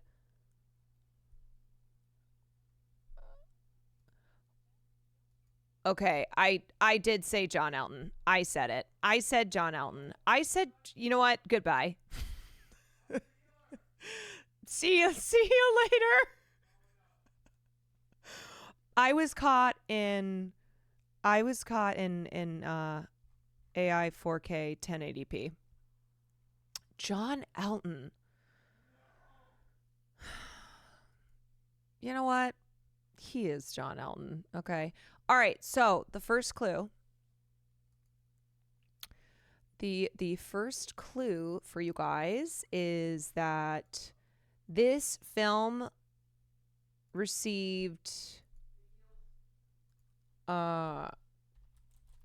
wait, okay, hold on. This film received 4 total Oscar nominations, and that included Best Actress. And the actress who was nominated for this film, when she was nominated, it made her the 3rd youngest person at the time to be nominated for Best Actress. That is your first clue. So 4 actresses, including Best Actress. The actress who was nominated, she was the third youngest actress at the time to be nominated for the role. Okay.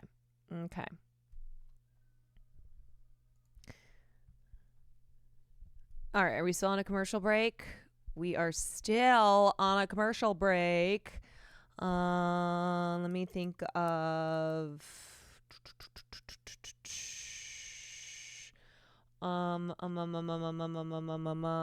okay, let me give you another clue.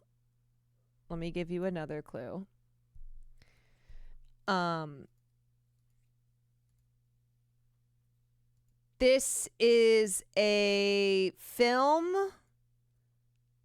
that is an adaptation of a book.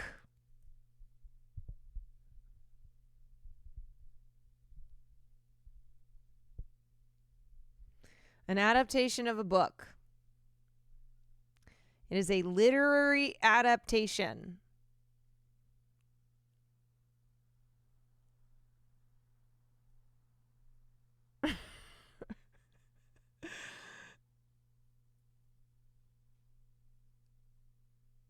Okay.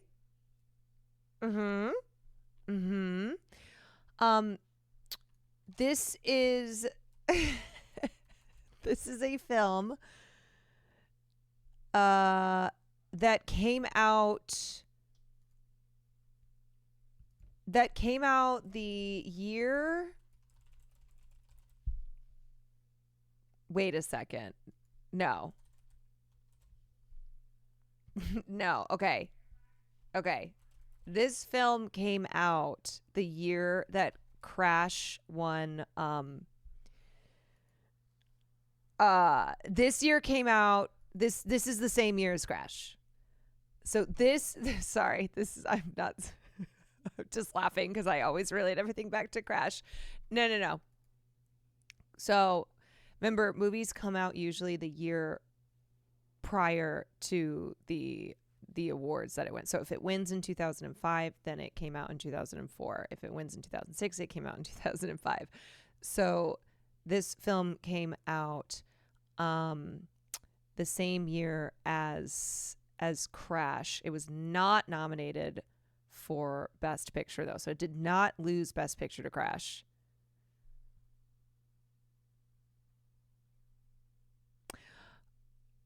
When it was Atonement, I guessed off green being a color. This time I just looked at the films available. I knew you would know it. And I knew you would guess before. Yes. Yeah. Because if you looked at what's available, it's like immediately there. And when I saw it, I was like, oh, yeah, no, we're watching that. We are watching that. It is not $1 Million Baby. No. Okay, we're going to return. We will come back to this. Right now, we have the next award up, which is TV limited series. Maybe the Penguin. Or maybe, I don't know, fucking True Detective wins and I'll shit myself. Or maybe Baby Reindeer, which was really popular at the Emmys.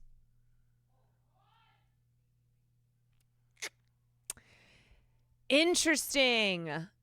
See, this is what I mean by the Globes sometimes just love to spread it out, right?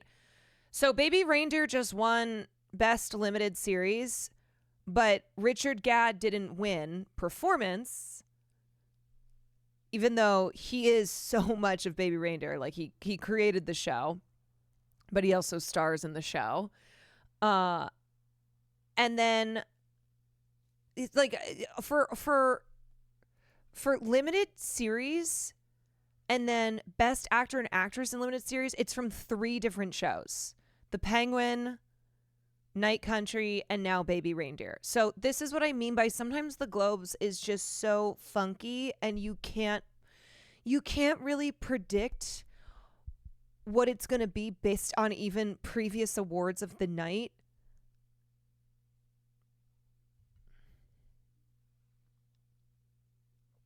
Although Jessica Gruning did win for she did win for the show as well. Right, they're the type to be like, well, they already won one. Exactly.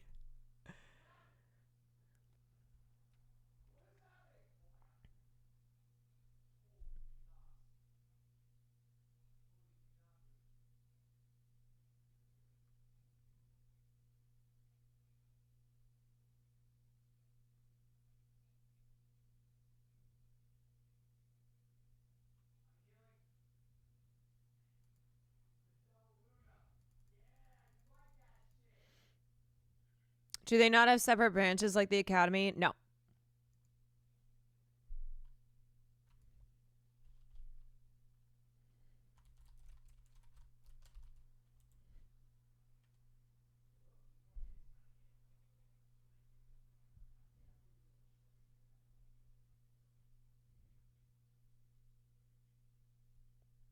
But there's like 10,000 members of the Academy.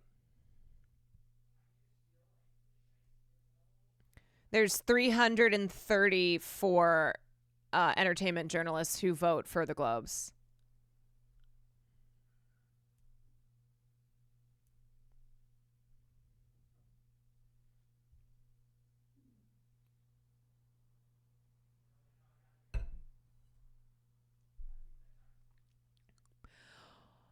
Oh no, Melissa McCarthy. What is going on with this dress?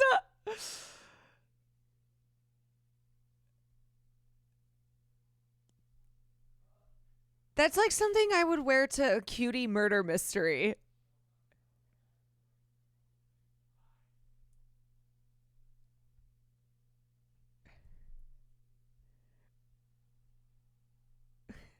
Why are you defending Aquafina?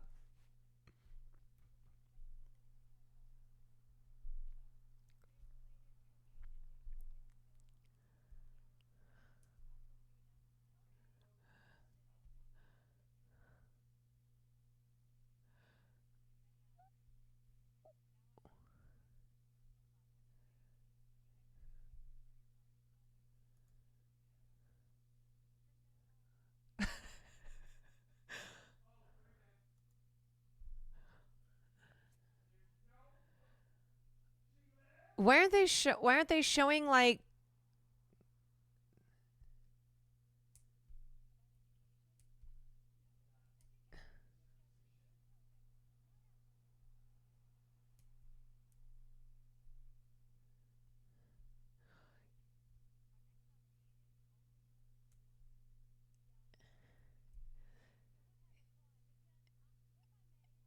yeah, what is happening? Like usually they'll like go right to the cast or they'll show like the clip or whatever.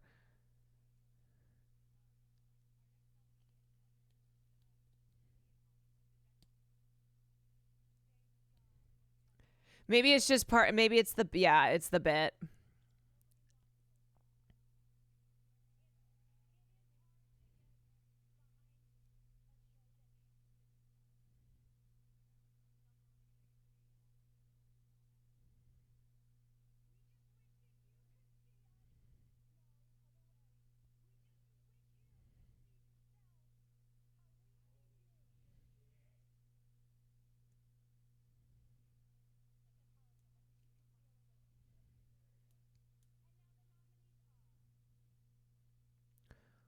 What? Oh.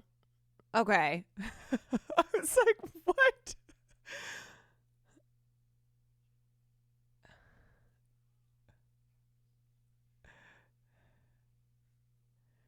I hope this goes to Hacks.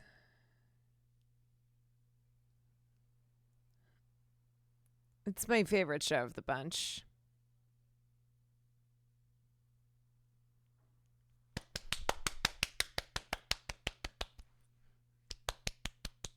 Yay! Yay, Hacks! Yay!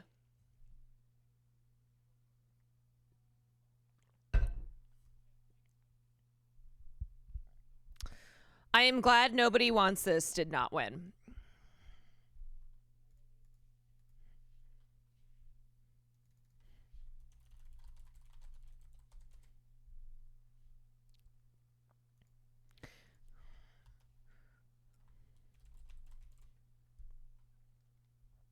Nobody Wants This was created by Aaron Foster, who has shared like a shit ton of pro-Israel propaganda, and who basically was talking about how she created this show because it's a time like the environment right now for Jewish people is so dangerous, and like just talking about anti-Semitism and whatnot. And she's been like a celebrity in Hollywood who has since October 7th just been a huge propagandist. Yeah. She uses the real victimization of Jewish people and applies it to applies it to false victimhood. But anyway, Hacks just won, which is great. It's a great show. You should watch it. Who are you talking about? Aaron Foster.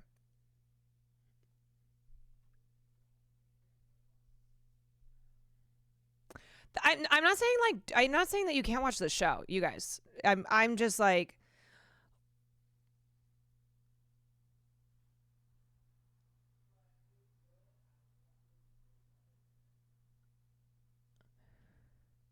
she just in particular has been a person who is like, ugh. She's one of those like very, very. So her father's David Foster, who is a super famous guy in the music industry. He's married to Catherine McPhee. Really love Brody and Bell, but the creator turns me off from watching it. Yeah, and she is quintessential like rich white lady in Hollywood who took up the mantle after October 7th of being a victim, and has shared so much propaganda and just bullshit.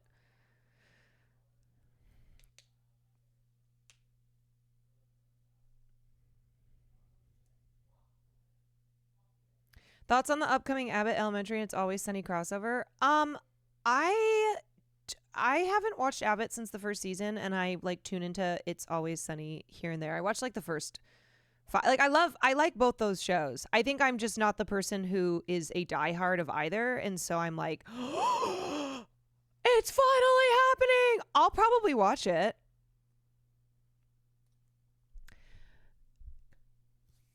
Gene be eating Hannah up in Hacks, TBH. Okay, Hannah did get better in the second and then third season. I think the end of the third season, she is phenomenal. Like the final episode of the third season, she's like chilling in that last scene. Anyway, okay. Let's get back to the movie for film night tonight. A lot of you did guess it, but I will give you a final clue. This is directed by the same director who did a film that we watched for film class a month ago. And that director is Joe Wright, who directed Atonement and also directed the film that we are going to watch, that we are going to watch after the Golden Globes. Yep, we are finally going to be watching Elizabeth Bennet and Mr. Darcy in Pride and Prejudice, and we will debate if Matthew Macfadyen or Colin Firth are our favorite Mr. Darcys, because I am still... Colin Firth is great. So there was the BBC series of Pride and Prejudice that came out before the film version of Pride and Prejudice, and there's always the ongoing debate of who is your favorite Mr. Darcy, Colin Firth or Matthew McFadyen, but I love Colin Firth, but I think I go with Matthew McFadyen. I think I'm a Matthew McFadyen girly. And for those of you who are Succession fans, Matthew McFadyen was a relative unknown, and that's actually why he was so he was able to be cast in Pride and Prejudice because Joe Wright was able to get Keira Knightley, who was a big star, and he wanted to cast someone who was relatively unknown in the role of Mr. Darcy, but in order to do so, he needed to have star power. He needed to have somebody playing Lizzie Bennet, who would be the would be the pull.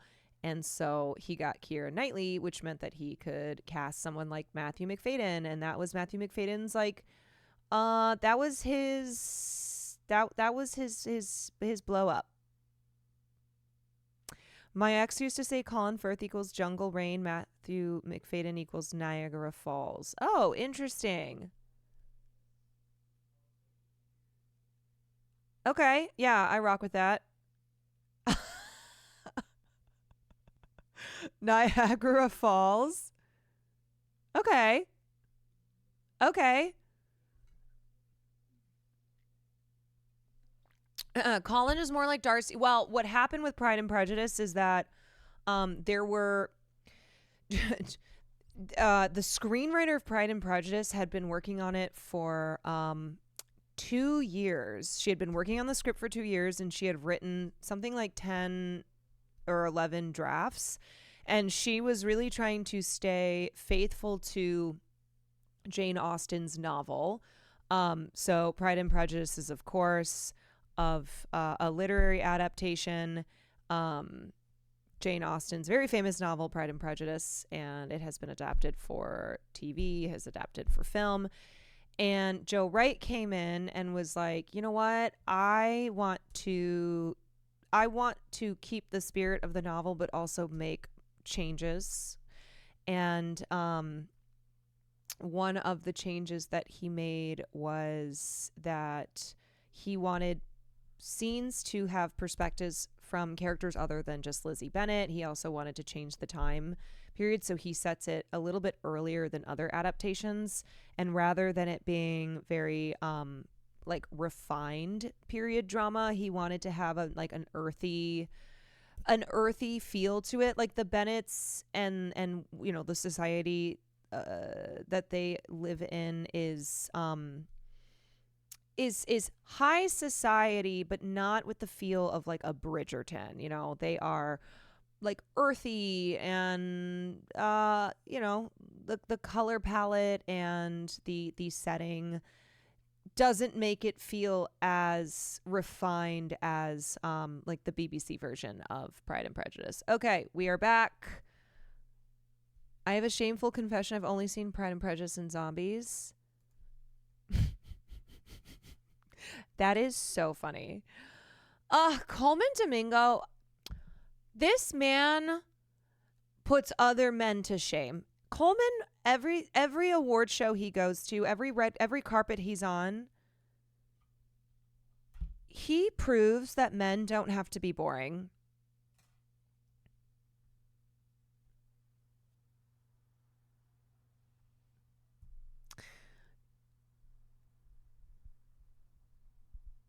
He looks great always. Yes, he shows that men, if you want to wear a suit, you can wear something that's not just a boring tux. All right, we got TV drama actress. These are the last two TV categories, and then we have our last 4 film categories, and then we're done. That's it. I bet we wrap up by like 8.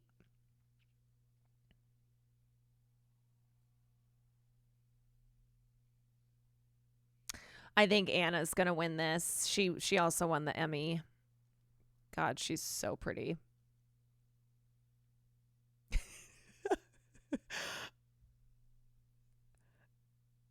Selma. Anna Sawai.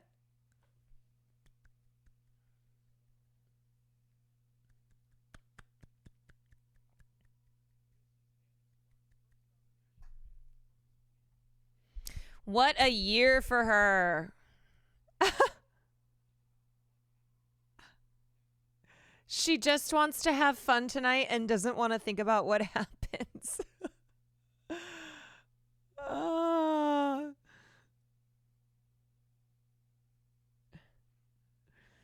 She is one of the prettiest people in the world.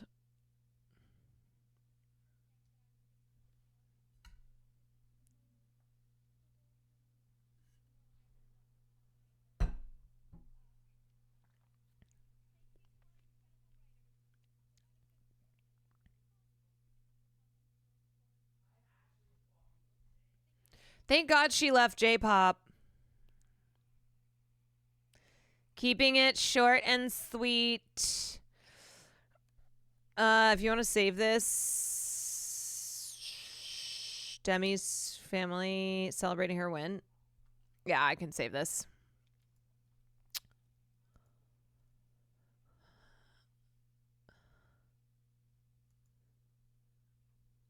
TV drama series. TV drama series.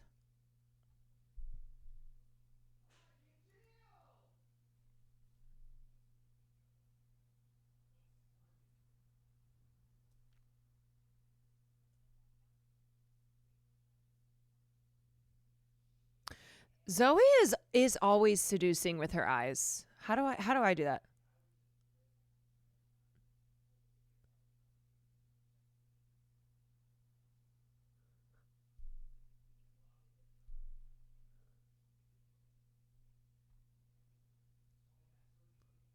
This hurts.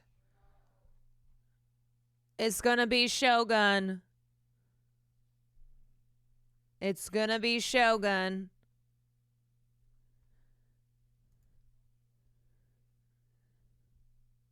Shogun.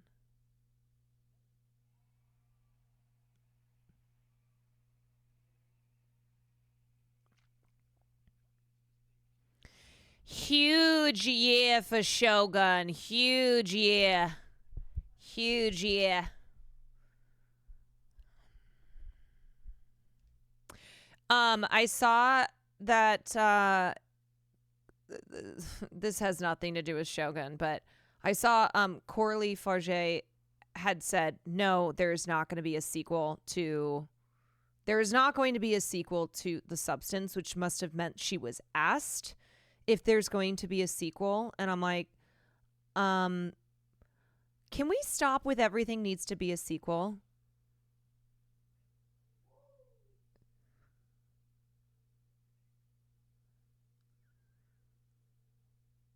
Like, why the fuck would The Substance need a sequel? It would be terrible. How would you even have a sequel?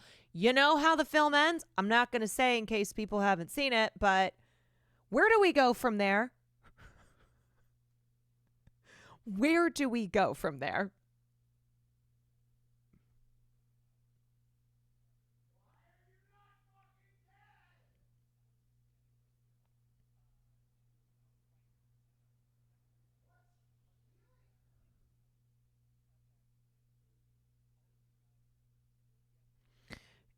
So when Will and I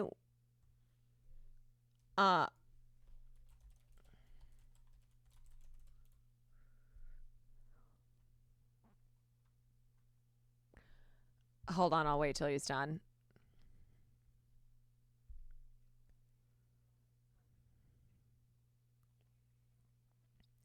All right, that's it for TV.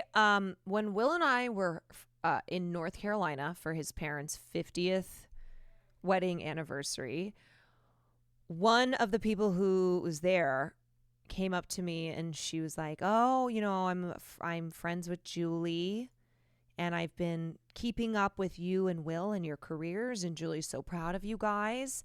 And she's like, "You've really come a long way. I know how much you and Will struggled in Hollywood and whatnot, and now you're both She's like, you've both found a lot of success. And she's like, you know, it's funny because this also happened with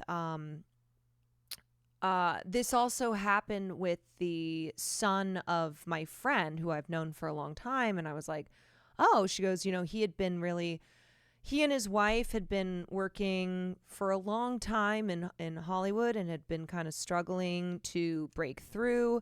And they made a show this year.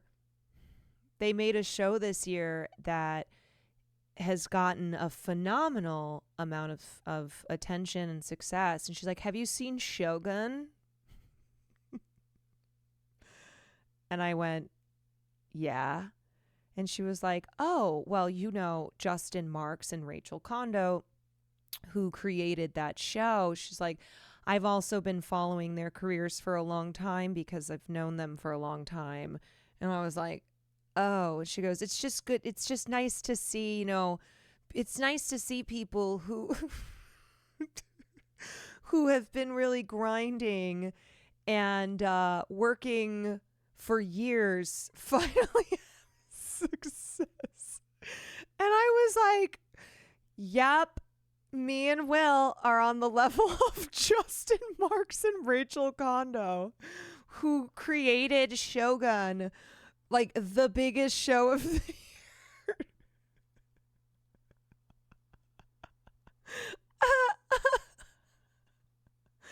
I was just looking at her like, fuck.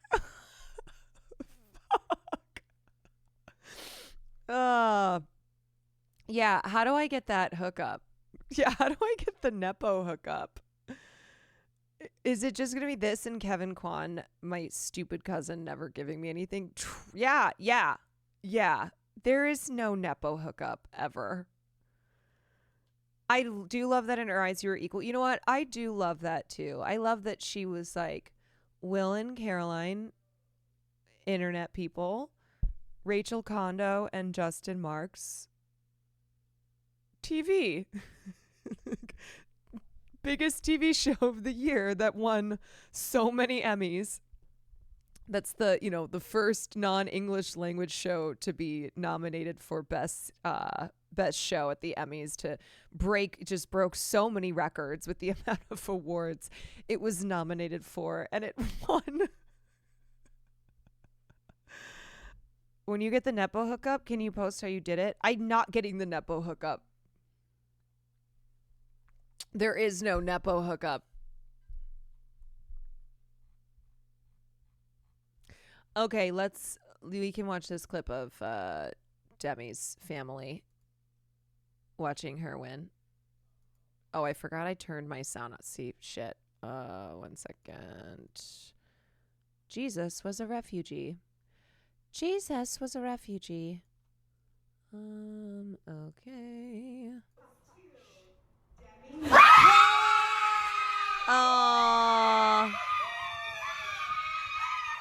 This is watch the one right here.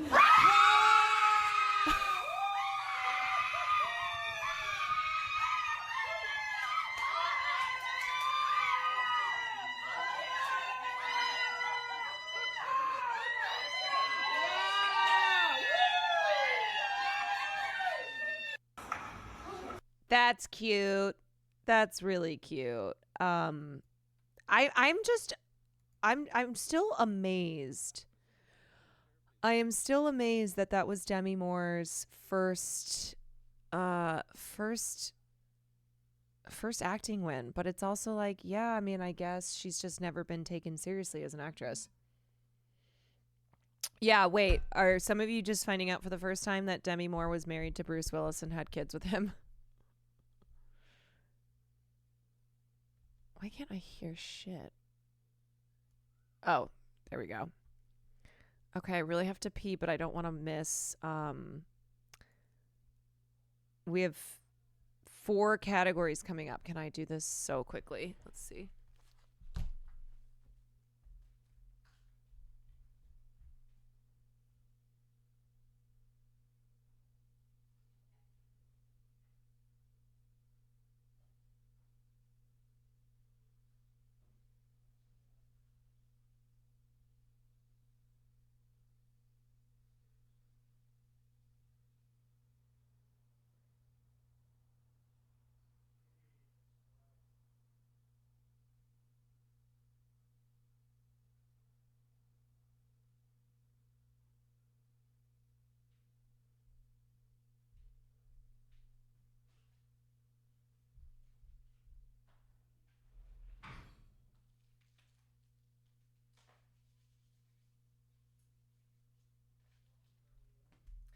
Okay, perfect timing.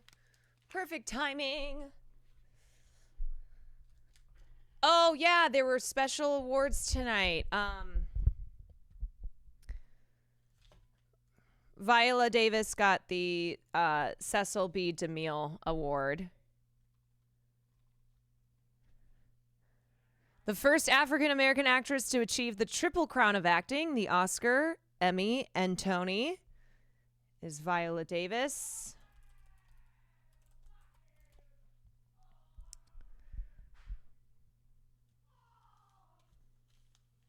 And Ted Danson got the Carol Burnett Award.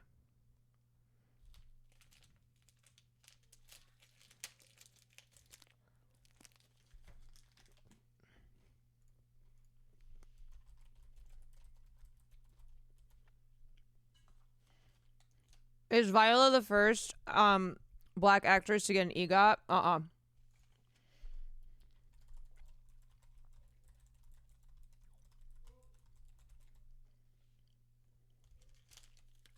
I think it was Whoopi Goldberg. Yeah.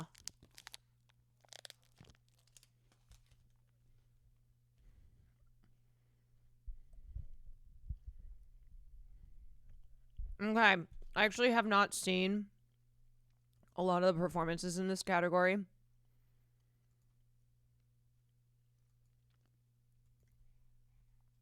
But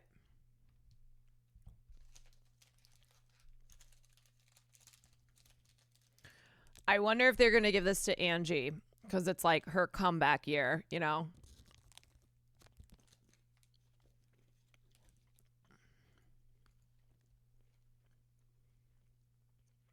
This is a very white category this year.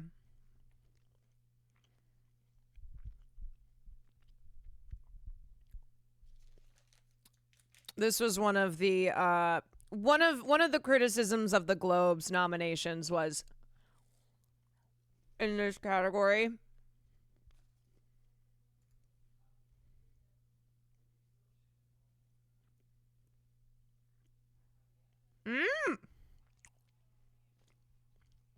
Wow, a film that I have not been able to see yet. I don't have a screener for it. That's very exciting for her.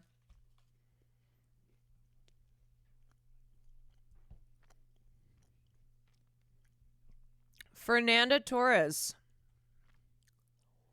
Let's go Brazil.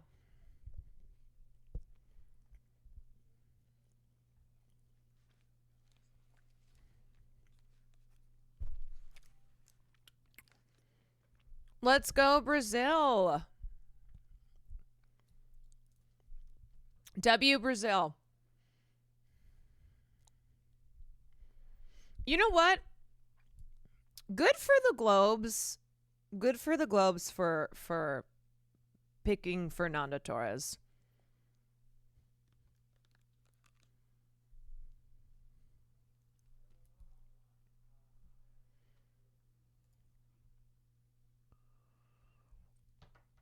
That was the one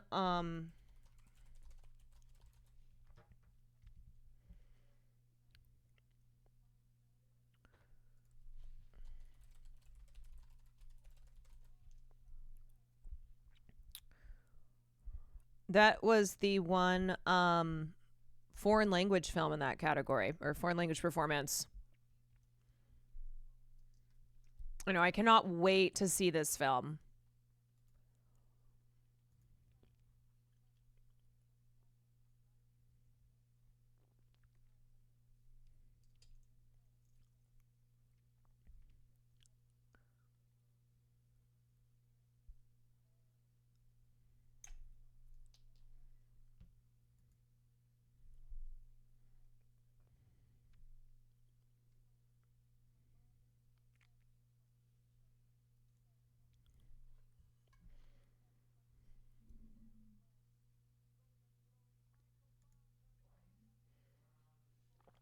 You guys, my favorite actress is coming up. Legendary actress Gal Gadot. I think that's probably one of the better category wins of the night as well. I just don't understand. Look at her fact is represented Israel in the 2004 Miss Universe pageant. Fun fact. That's her fun fact.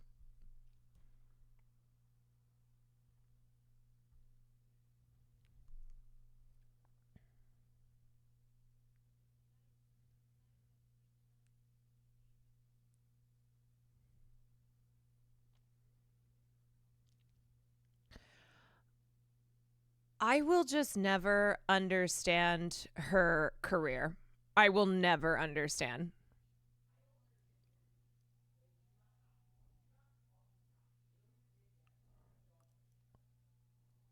All right, this is a big category, y'all.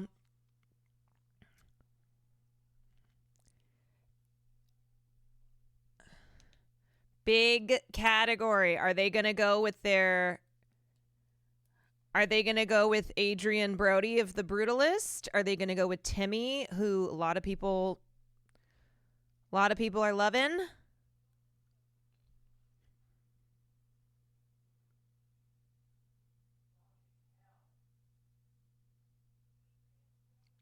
Okay.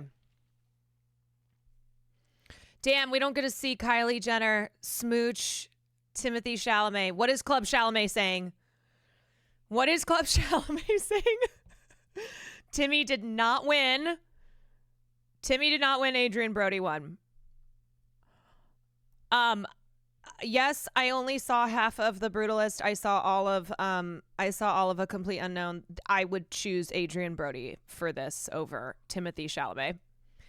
Timothy kind of looked. I think Timothy was maybe surprised. I think he might have thought that was his.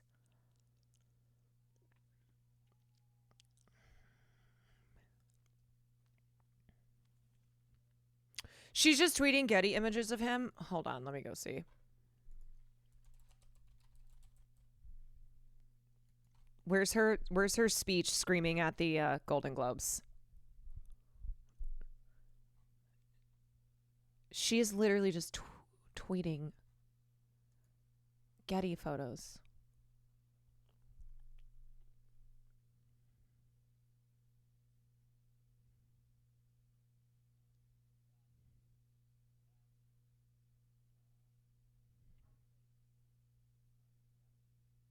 Rafe? Did he say...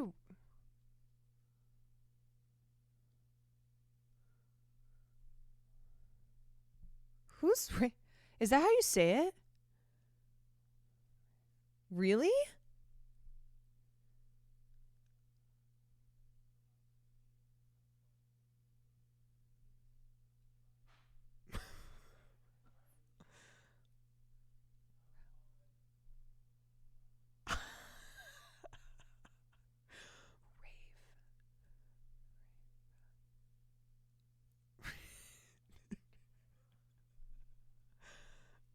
Rafe?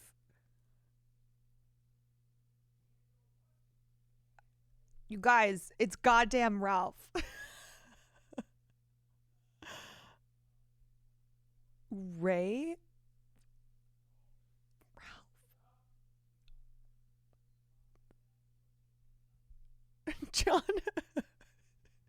John Elton and Ralph Fiennes.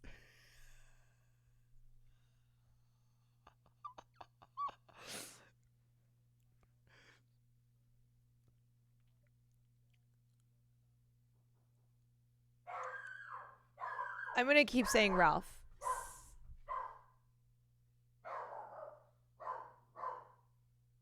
Hey! Also, you know who he's with? He's with Harvey Weinstein's ex-wife. That is Harvey Weinstein's ex-wife. Stop!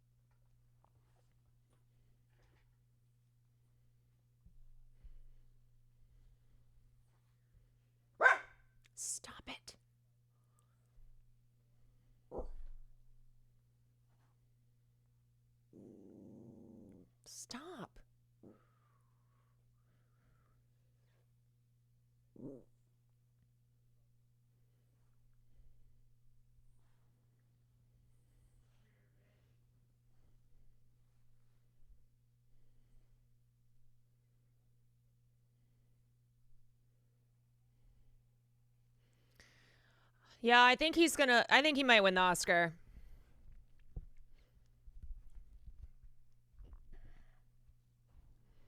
See the guy who kissed Halle Berry? Yes. That was his first Oscar win in 2003. You're being a brat. We're almost done. We're almost done. We have 2 categories left. We have film drama presented by Glenn Close, who's never won an Oscar. Farley, can you believe that? She's been nominated like 8 times and she's never won. And then we have film, comedy, or musical presented by your favorite person in the world, Nicolas Cage. So you're gonna watch that. You're gonna watch Nicolas Cage present the last award of the night. Why do we all hate Brody? I mean, I think he's a great actor. I think it's just people talking about his defense of Roman Polanski, who directed The Pianist, also his non-consensual smooching Halle Berry on stage when he won the Oscar, and how in interviews afterwards he was like gross about it. Yeah, you're stuck here now. Club Chalamet reaction. Okay. Okay. Farley, look at this. Okay. Sadly, the 4th nomination was not the charm. Timmy didn't win again, and the Golden Globes got what they wanted from him. Jokes and his face on the camera in this seat. This sucks. But there are more award opportunities coming from even more worthy awards. Oh, she had to get that dig in there. She said, Golden Globes who? We don't even want a Golden Globe. Remember, a lot of Golden Globes winners do not get nominated at the Oscars or win. So there's still hope for Timmy to receive the praise he is so overdue for with his beautiful work in A Complete Unknown.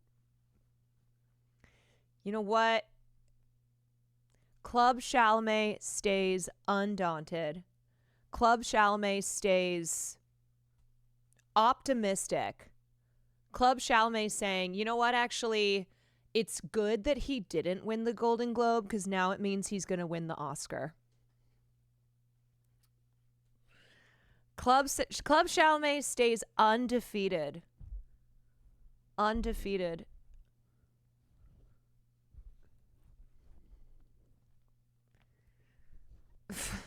Find you someone who loves you the way Club Chalamet loves Timmy, like the most obsessed auntie on earth.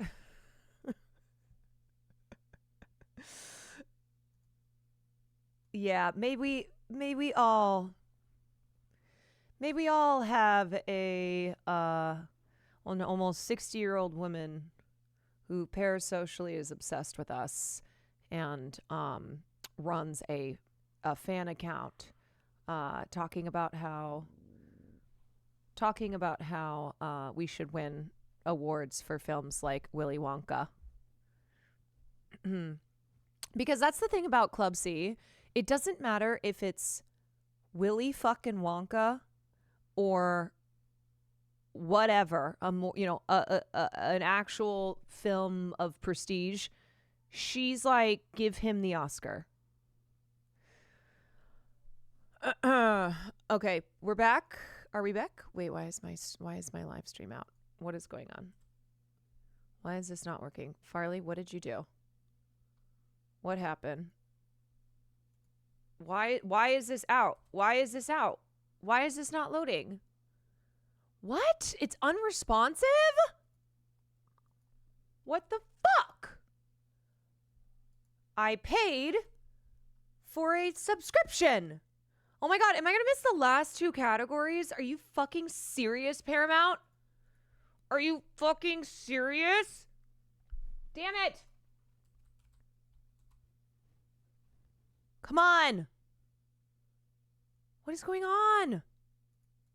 What is happening? What the fuck? Paramount Plus. Oh no. Oh no. Come on. Come on. What? happened? What happened?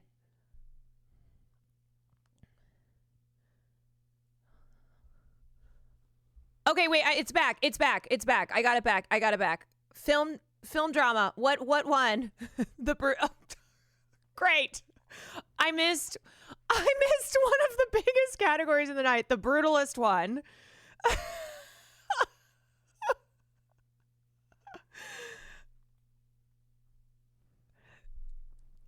Okay, even though, as I said, the Golden Globes are not a 1-for-1 with the Oscars, and they are a funky, silly, oftentimes silly award show that give out whack-ass awards, I do think the Brutalist is the front runner. I do. I think it's getting a lot of it's had a real big push into award season.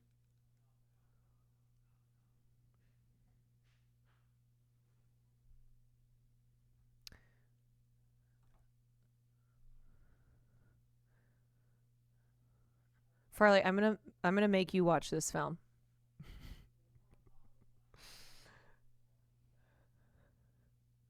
Will Smith slapped Glenn Close. Okay, that would be insane if that was true.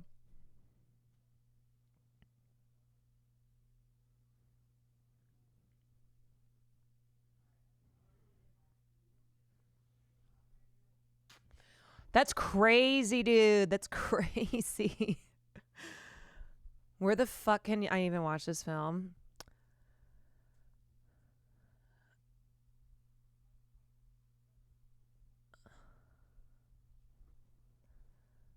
I mean, it's in theaters right now, but it might not be in your area. Oh.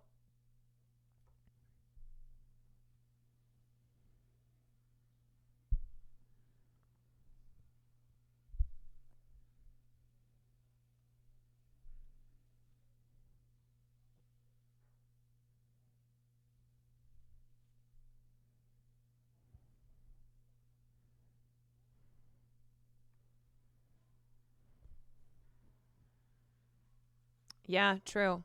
True. True. Like stop also like Are you hungry, Bob? Huh? Are you hungry? Yeah. You want me to make you a plate? Yeah, please.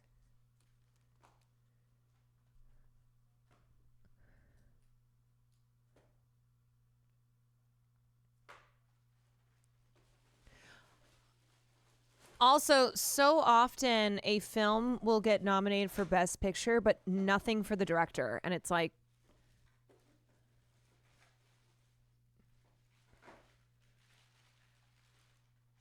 who, how do you leave out recognition, especially when it's a film that is like so, so crafted. So, we're like, that film is not that film without the director who made it. Okay, look at Farley. Look who it is. Look who it is. Look who it is. It's Nick. Look, see? See? That's your best friend. That's your best friend right there. Nicolas Cage. It's the last category.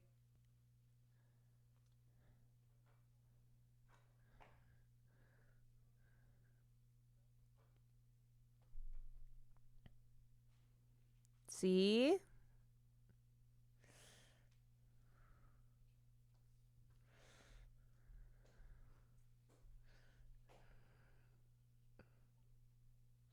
Maybe Nora. It hasn't really gotten anything tonight.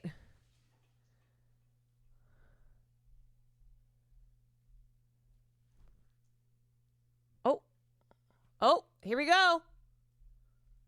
Here we go. Here we go. Thank you, babe. No.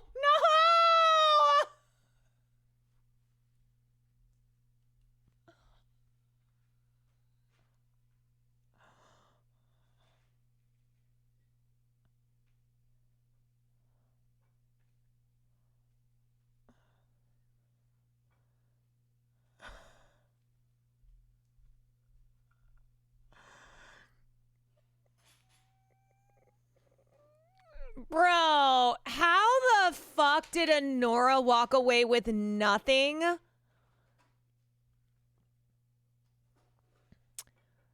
didn't win anything? No, Emilia Perez just won Best Film over Honora. No. Yes. From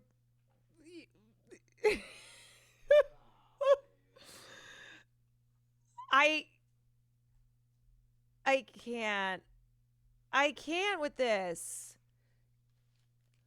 I would have picked literally every other film on that list over Emilia Perez. I'm so serious. I'm so serious.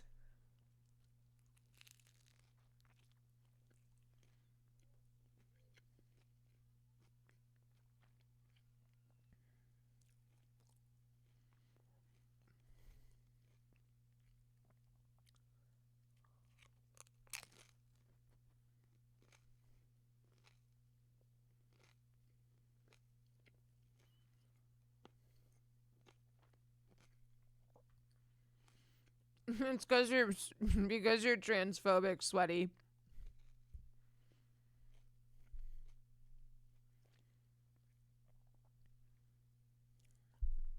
Seriously, this is where that like classic Golden Globes. All right, we can get done.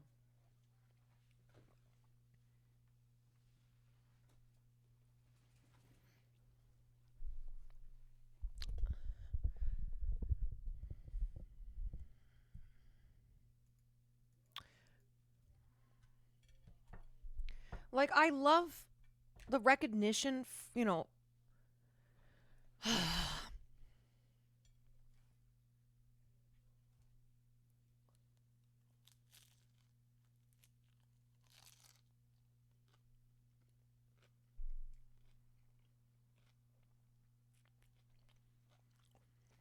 Like, obviously, we have such little trans representation, and there are such few opportunities for trans people that, of course, you know, Carla Sofia Gascon, like, being on stage and getting to, you know,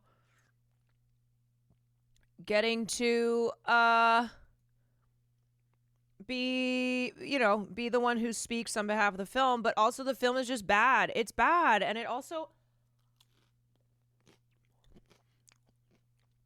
it just perpetuates false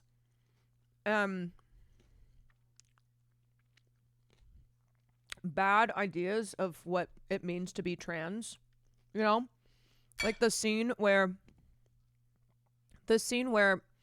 Carla Sofia Gascon, after she transitions, she like sees her reflection in the mirror and it's half man, half woman, and then she has a song about how like she's man and woman, and when she's angry, like the man side comes out, and you're just like, ugh. And then obviously like the penis to vagina song is ridiculous. No, I have read very bad reviews of it, and thus I cannot understand the sweep. I mean, there were certainly categories that it did not win in, which was good, but it did win some big categories tonight. Thoughts on January 16th, the Golden Globes over Emilia Perez? I will January 6th if this happens at the Oscars, but I will say this doesn't bode very well for Honora. Honora's gonna have to pick up some steam in other award shows, which I could see Mikey, you know, I could see there still being stuff in the cards for Mikey and for Sean. But Emilia Perez is definitely going to win Best International Feature. At minimum, at the Oscars. I could see Best Supporting Cosmopolitics, thank you so much for the raid. I could really see Zoe winning Supporting Actress.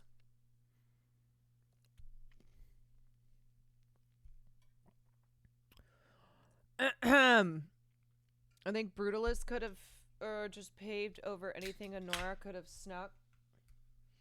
Yeah, I think the Brutalist is going to not bode. The success of the Brutalist is going to not bode well for films like A Complete Unknown, Honora.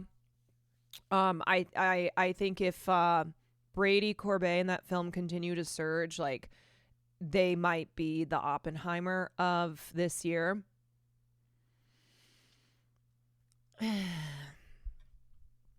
I'm not sighing about that. I'm still sighing about Emilia Perez. I just am like, what the fuck? What the fuck? How does that film beat out Honora, A Real Pain, Challenger? Like I said, every other film in that category, I would have been fine winning. I would have been fine winning. Has there ever been a steeper fall off in one category between Zone of Interest? Yeah, keep in mind, y'all, the film last year, the international film last year that was like getting a shit ton of attention and awards and whatnot was Zone of Interest. And now we've gone from Zone of Interest to Emilia Perez. Oh my God. Oh my God. Okay, so overall, my chat needs to see this short clip. Okay. Okay, hold on. I see, like, this clip just like it makes me feel pain. It makes me feel pain because of how successful this film is, and it just won the final award of the night, which is Best Picture in Comedy or Musical or Comedy. Yeah, I've played this clip before. If you have not seen this is one moment from Emilia Perez, probably the most one of the what the fuck moments with a song that is just laughably terrible. But like I said, it is the thing that has stuck with me in Emilia Perez, because the songs are not good, so it's not something that I've found myself humming because I enjoy it so much. But this one, because you'll see. Hello, very nice to meet you. I'd like to know about sex change operation. I see. Men to woman, or woman to men. Man to woman. From penis to vagina. Hello, very nice to meet you. I'd like to know about sex change operation. I see. Men to woman, or woman to men. Man to woman. From penis to vagina. Like, it's hard to believe that it's real. It's hard to believe that it is real, but it is real. And this is a film that is not campy.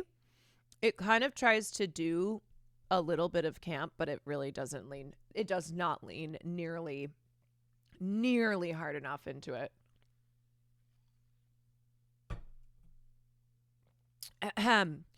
Yeah, so that is I'm trying to think of what film got the most awards tonight. I would say it's probably between The Brutalist or Emilia Perez. The Brutalist won director, actor, film. Did it win anyone else? And then Emilia Perez won supporting actress, song, best picture in its category. Yeah, I think those two I think won the most tonight. Did Brutalist get screenplay?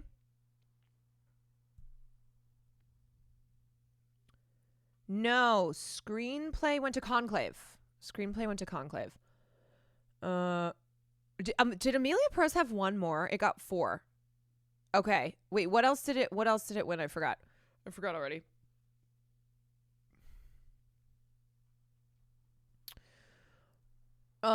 Oh, best international feature. That's right. Okay, so Emilia Perez was nominated for 10 awards. It won 4. It was the film that won the most, followed by The Brutalist.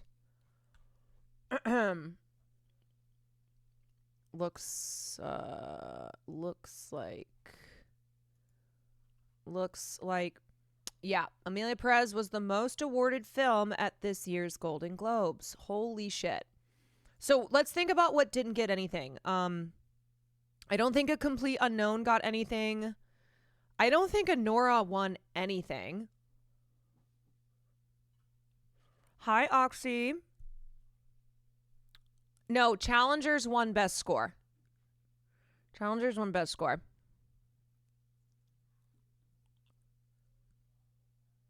Emilia Perez is the controversial movie with Selena Gomez. Yeah. Mm-hmm. A Different Man won. No, Sebastian Stan won for A Different Man, which was cool. That was great. Anora, I can't believe Anora walked away with zilch. Nothing for Dune 2. Yeah, nothing for Dune 2. I feel like when Dune 2 came out, everyone said, "Oh, this is going to be the Oppenheimer of this year." But no. In fact, I think Dune 2 might win maybe a technical award or you know, something in the technical categories, but no, it's not going to win in any of the it's not going to win in any of the big 6 categories like Oppenheimer did. I think maybe Dune 2 is suffering from its early release. It was so long ago and it just didn't maintain the momentum of a film like Everything Ever All at Once that also came out really early in the year, but it was able to like really ride this wave throughout the whole year. Dune 2 came and then kind of went, you know. And since then, there have been so many movies, and now The Brutalist. I think The Brutalist is also Dune 2 is also a film that's getting pushed out by The Brutalist. I think The Brutalist is pushing out a lot of these movies. Baby Reindeer had better trans representation. Oh yeah.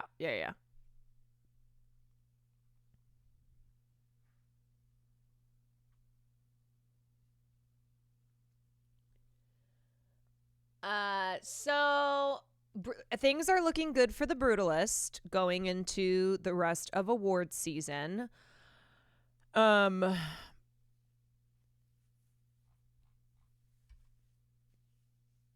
would say the best actress category is going to be interesting. I think it's pretty open right now. I think at first I think before the Globes, it kind of seemed like, oh, Mikey Madison. But now it seems that it might be more of an open race here. Sorry to Wicked fans. I don't think this bodes well for the success of Wicked in any of the performance categories. So just start preparing yourself. Start preparing yourself. All right, here's Club Chalamet's other follow-up, because if there's one thing she's going to do, it's going to be tweeting nonstop whenever Timothy is involved with any award show. While a Globe win tonight would have been sweet, it's better for Timothy to win an award later and continue to build momentum instead of just winning a Globe and losing crucial momentum heading into the Oscars. This is no way near being over. Timothy and Searchlight picks are just getting started. I hope Timmy skips the Globes next year if they dare to nominate him or the film Marty Supreme. The constant name-dropping of Timmy being a major nominee in advertisement, the host roasting him, they had the lookalike contest winner there as a gimmick and kept his table in view of the TV cameras. Bitch, do you not understand how anything works? What do you mean the constant name dropping of Timmy being a major nominee? He is a major nominee. The host roasting him? Yeah. Dummy, that's how the Golden Globes are. And you, as Club Chalamet, should actually feel honored that he got roasted because that means that he's one of the biggest names there. He's one of the people who's being seriously talked about this award season for his role as Bob Dylan. Yeah, he's relevant, okay? The Golden Globes don't deserve to use his fame anymore to drive up ratings. That's not what's happening.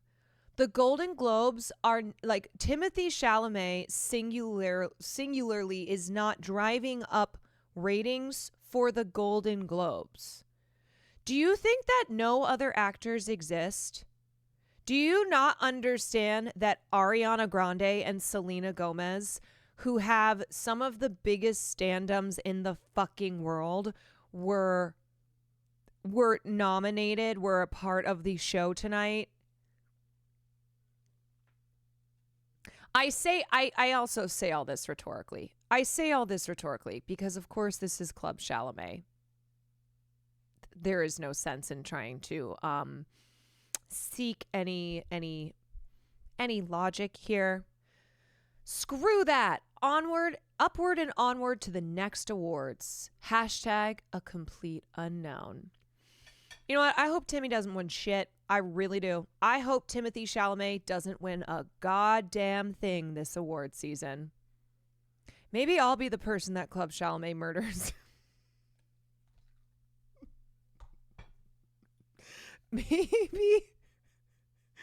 Maybe I'll be the body in her trunk.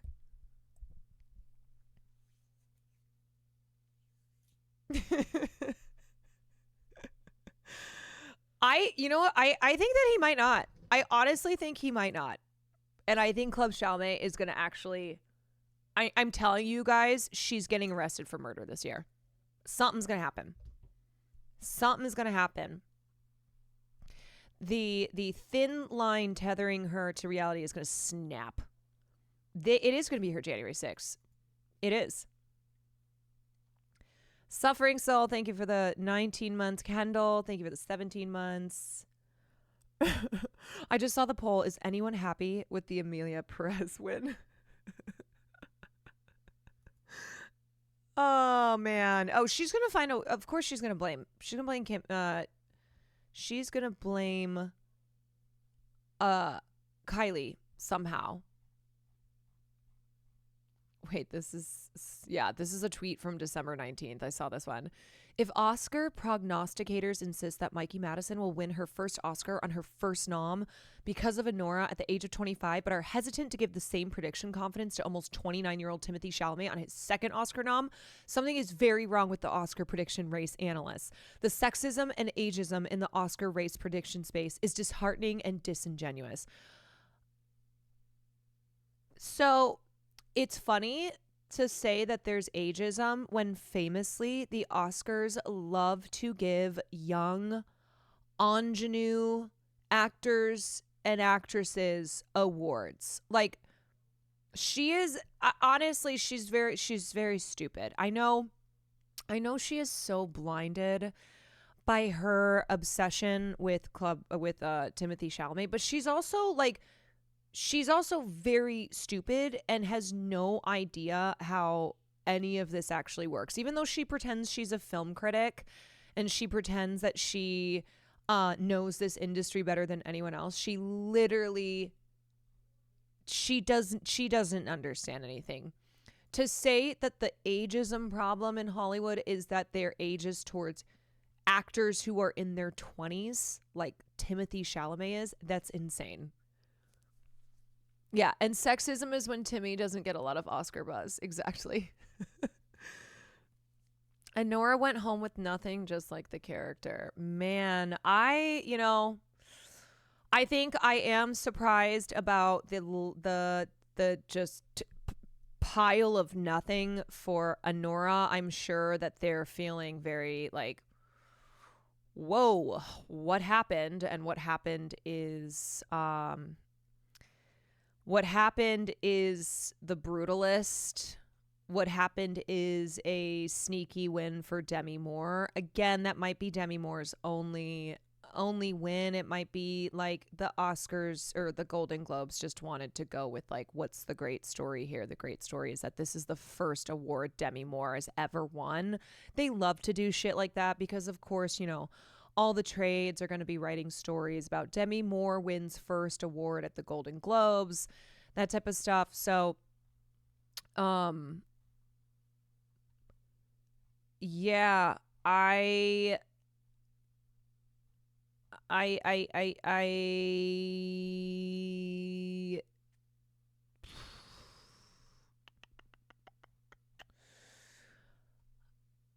guess we'll see. I guess we'll see. The odds of Honora getting snubbed at the Oscars. I think Honora will get nominated, but not feeling right now very confident about it actually winning anything. This, if you're interested, this is the trailer of the Brazilian film that Fernanda Torres won Best Actress. I'm Still Here. I have watched the trailer, but I will play it for you guys. It's also distributed by my old company, Sony Pictures. So this is a film that I'm really looking forward to seeing. I thought that this was one of the best wins of the night. Fernanda Torres, who won for I'm Still Here. I guess the Golden Globes decided that they wanted to go with kind of I think they wanted to go in a more international direction, which I think that speaks to the expanded voter body, that they have brought in they have brought in more diversity. And I think that I think the Globes are still, you know, still problems with the Globes, but I think it's moments like this one where you can see the changes that were made to the Globes and how it results in a win like this.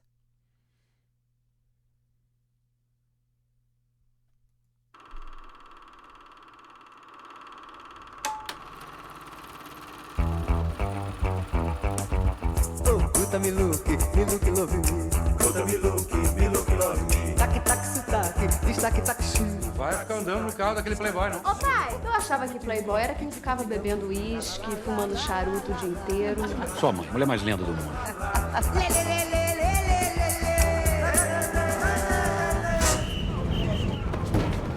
Seus documentos. Anda, anda! Daqui a pouco passa.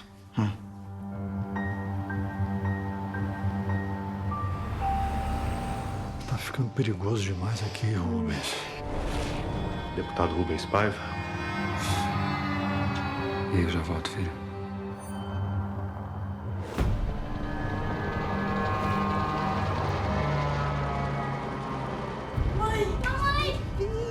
O que tá acontecendo? O meu marido tá em perigo. Todo mundo tá em perigo, Eunice. Brasília tá pegando fogo. Os milicos vão cair matando.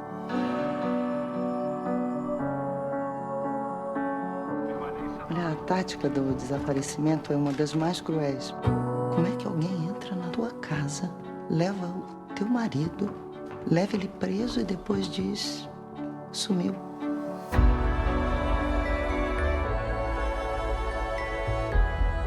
A comunidade internacional tá de olho nessa história. O Estado tem questões mais urgentes do que tentar remediar o passado? Não. Não precisa sorrir. Por que não? O editor pediu. Uma foto menos feliz. Ah, ele quer triste.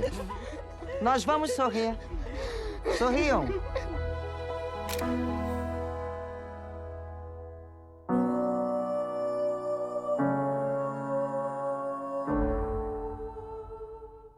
You know, maybe I'm Still Here could win Best International Feature. Maybe if, like, maybe if Oscar voters after the Golden Globes are like, oh, I gotta check this out, and they watch it and they're like, you know what?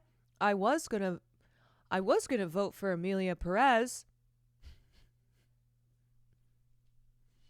I was gonna vote for Emilia Perez, but now I've realized that there are other films out there that are not that film. Did you watch it yet? No, I have not gotten a screener for it, and it is not in theaters yet, so I haven't been able to see it.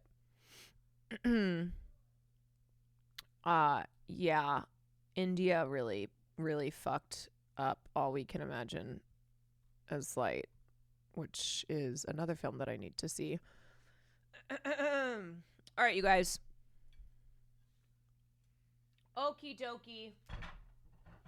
Well, we can do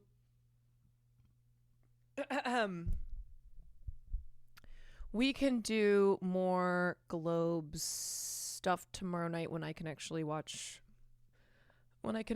some clips and I won't get banned. But yay, we made it through an award show and I didn't get banned. Thank you, Dune Shadow, for hosting in the Discord. Thanks, guys, for watching along.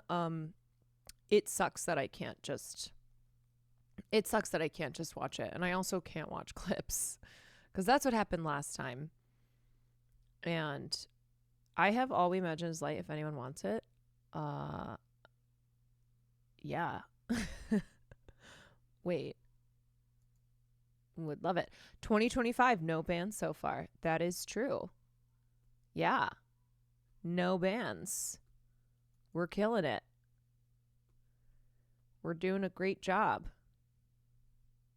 Anyone who saw The Brutalist? Oh, yeah. If I had stayed for The Brutalist, I would just have been leaving the theater.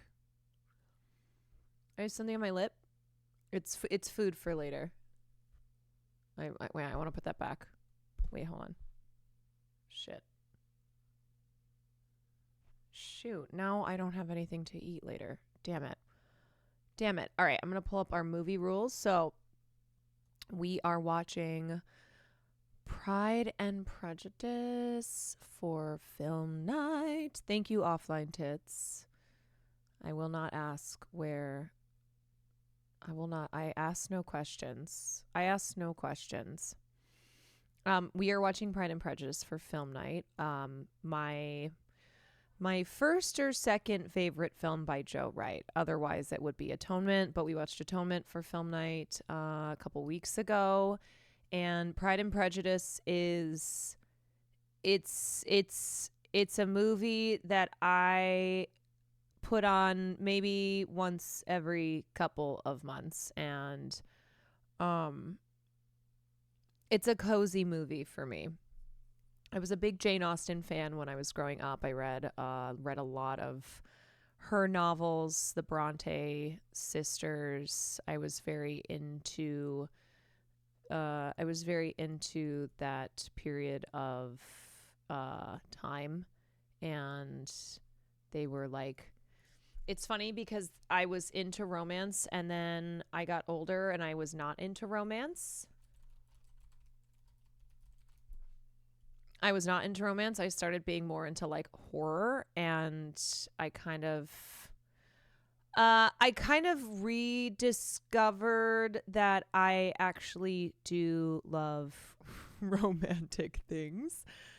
Not always. Like, I'm not, I'm still there's a lot of like comedies and rom-coms that just make me ugh. But there are the classics that make me oh, and that is Pride and Prejudice is one of them. So that is what we are going to watch. How much has Will shaped your taste in film and vice versa? I think we both have our things that we love separately. We both have our things we love together. I think he has I think I kind of keep him up to date on current films, on films that are getting, like, films that are in, you know, the awards conversation. So like he'll walk by and I'm watching something and he's like, what is that? And then that's how he, like, sometimes we'll sit down and watch some of the film with me, or I'll make him watch it. He's shown me a lot of like 80s action films. Is he as much of a horror fan as you? For sure. Yeah, that was one thing that we had bonded over when we first met, is that we both love horror.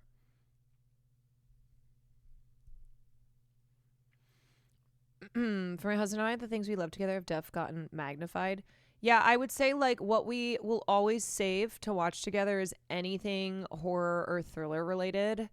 And then like I was watching A Real Pain on my own the other night, and he finished streaming. He's like, wow, I've been gone for so long. You just watch movies without me. I was like, no, shut up, okay? Because there was no way you would like watch this movie, okay? I'm also on a schedule, all right? I have my list. And when I've tried to get you to watch these movies before, you poo-poo them. So I'm not waiting. I don't wait for you.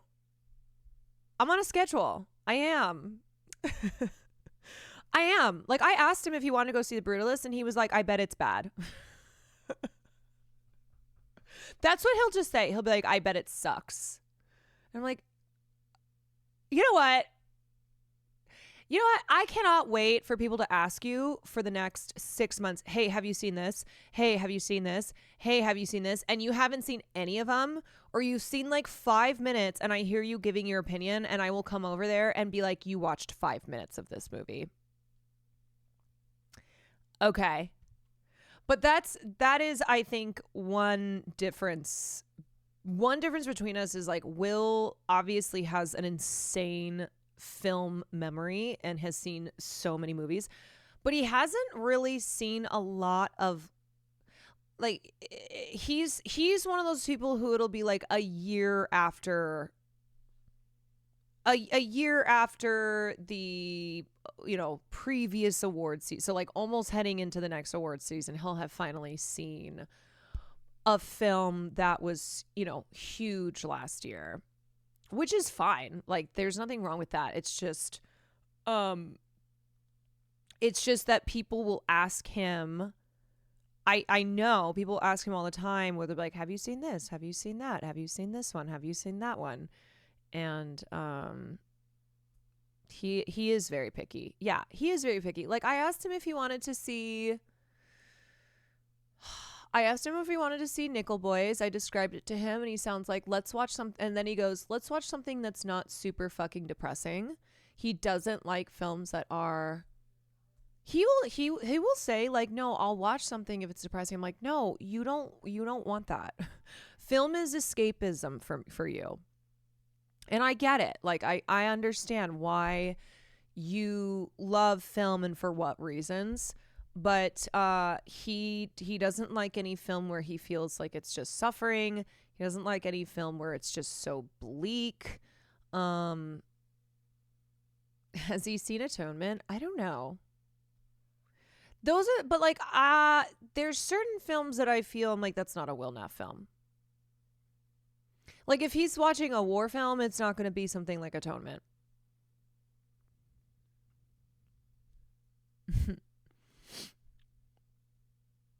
He said on stream he doesn't like movies that make him feel bad. Yeah. Because Will, like, his approach to film and why he fell in love with film is that, like his fantasy books and like his video games, it was a way for him to escape from the, you know, from the shit that was happening in real life, right? It's why a lot of people seek out movies. You know, it can be escapism. But then there's other people who watch films to like feel a real human experience, good or bad. There are people who watch films to, you know, to become aware of a part of history that maybe they weren't super familiar with or had no idea about, and they use films as like an educational tool. There are people who, people watch films for all sorts of reasons. As I went to film school, I realized that I was there because of escapism and just the pure love of the craft. Yeah. That's why I rewatch Zone of Interest and Schindler's List. I will say there are certain films that I watch and I'm like, I don't need to see that again. Like, that's how I felt about Zone of Interest, where it was very powerful and I sat with it for a while and I was like, I don't need to see that film again. But that's a film that like Will does not want to watch.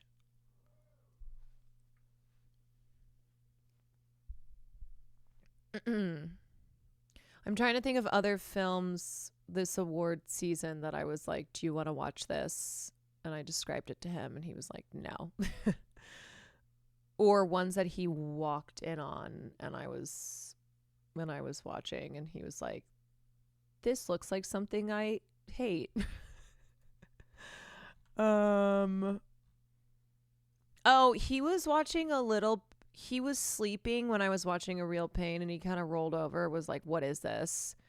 And I said, it's Jesse Eisenberg's film. And he's like, I hate Jesse Eisenberg. He was just like, I hate Jesse Eisenberg. I said, okay, then don't watch this. Then this film is not for you. We both watched Anora. We saw Challengers together. We saw Substance together. We saw Conclave together, Dune Part 2. Oh, another film, which I get too. I get it, was A Complete Unknown. That he's like, I have literally no desire to watch that film because I hate Bob Dylan. So there are films that I'm like, I know that he will just never watch them. Like, he will never watch A Complete Unknown. Never. He might, like, The Brutalist is a film that he might watch at some point, you know?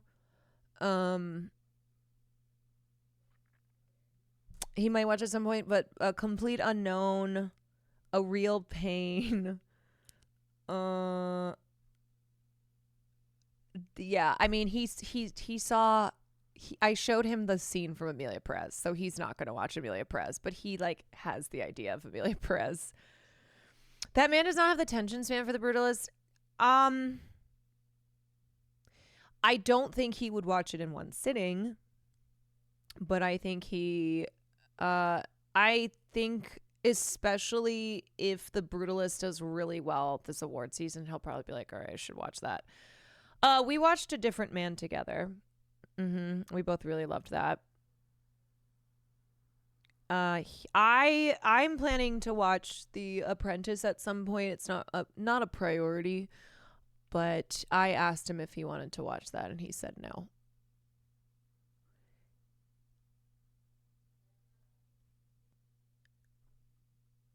Cloud Atlas. So random. Okay, everybody. I was pulling up movie rolls, so I'm going to finish pulling up movie rolls. You know, Will Neff loves what he loves and he hates what he hates, and he makes no pretend about either, and he that's the beauty of movies. You know, we're all different and we're all drawn to movies for different reasons, and we all like different things. I've rarely hated movies. I I've definitely hated movies. I think I have a scale, though. I think I have a scale of how I judge my hatred of a film. Like, if it's a film that takes itself very seriously and is very self-serious and, you know, an art house vibe type of film, I'm probably gonna have strong feelings towards it. But the other thing too is that in this current landscape of cinema, where so many movies, especially ones that are played in the theaters, are existing IP, you know, remakes, the next film in a franchise, something that's just being redone for the current movie going audience. I do feel, because I hate so much the emphasis that is put on making those films, that I'm like, you know, at the end of the day, having a film that is original, that is like the filmmaker was going for something, I'll probably give that up. I'll probably try to find things about the film that I did love, even if overall the film was not for me. Like, I have sharded. I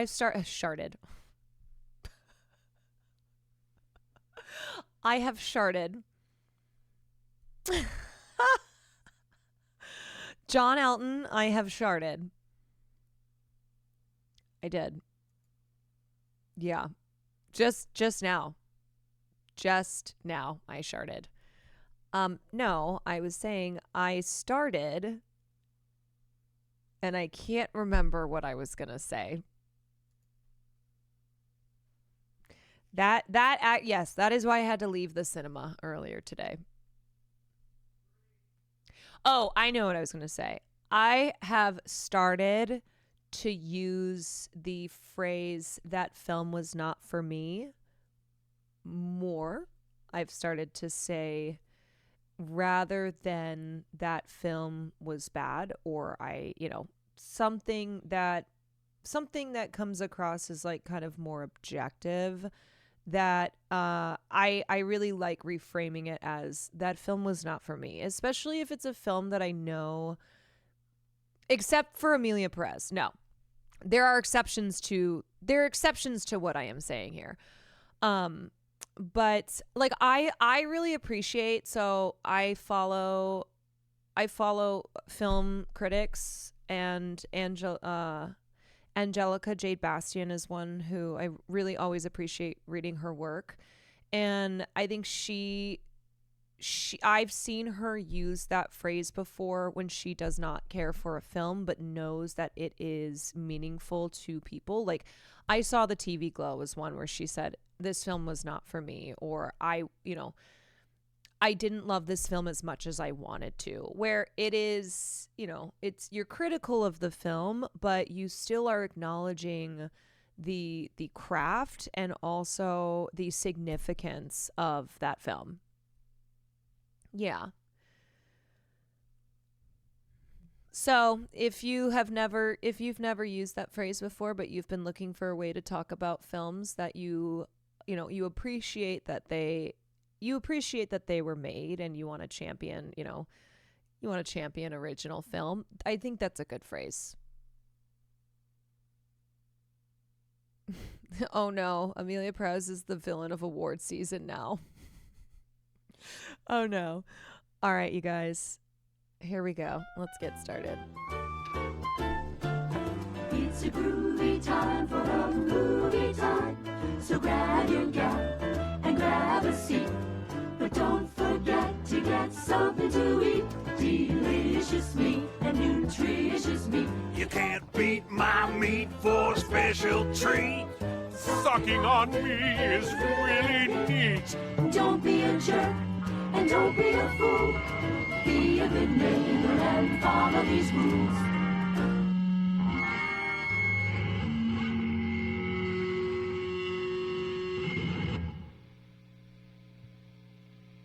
What are these rules? Remember to keep your shoes on at all times. Don't put pull your penis off unless you really need to. Indecent exposure is a class 2 felony.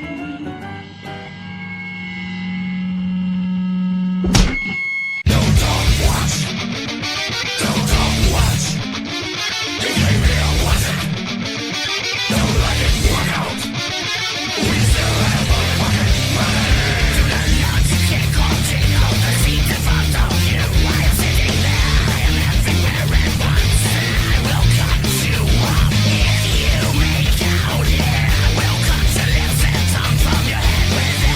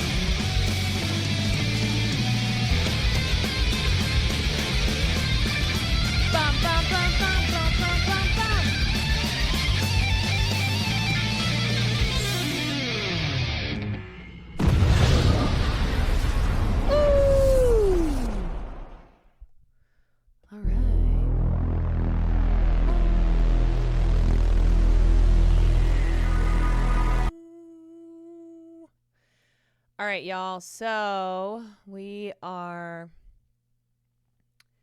watching 2005's P&P. That is Pride and Prejudice. This is an adaptation of Jane Austen's novel, and it is starring the absolutely perfect Keira Knightley, who was nominated for Best Actress for this film. And it's just a like a lovely, cozy film, and it has a great score. And I told you all that when I had to move home during COVID because I lost my job and everything, I picked up the piano again, and I learned all the music from Pride and Prejudice because I didn't know what else to do. So I printed out all the sheet music and I just taught myself. And I probably can't remember how to do it, but it kept me going for a bit there. It's a film that, like, even if you're not into period pieces, you know, even if you're not into romance, I just feel like you can't help but to love this film and be rooting for these two people, because one thing in film that's always really compelling are two people who very clearly have feelings for one another, but, you know, their pride and prejudice gets in the way. And so you're watching this all unfold and you're like, oh my God, please just kiss. Please, please. You're supposed to be together. You're supposed to be together. We all know you should be together. Yeah, without it being toxic, of course.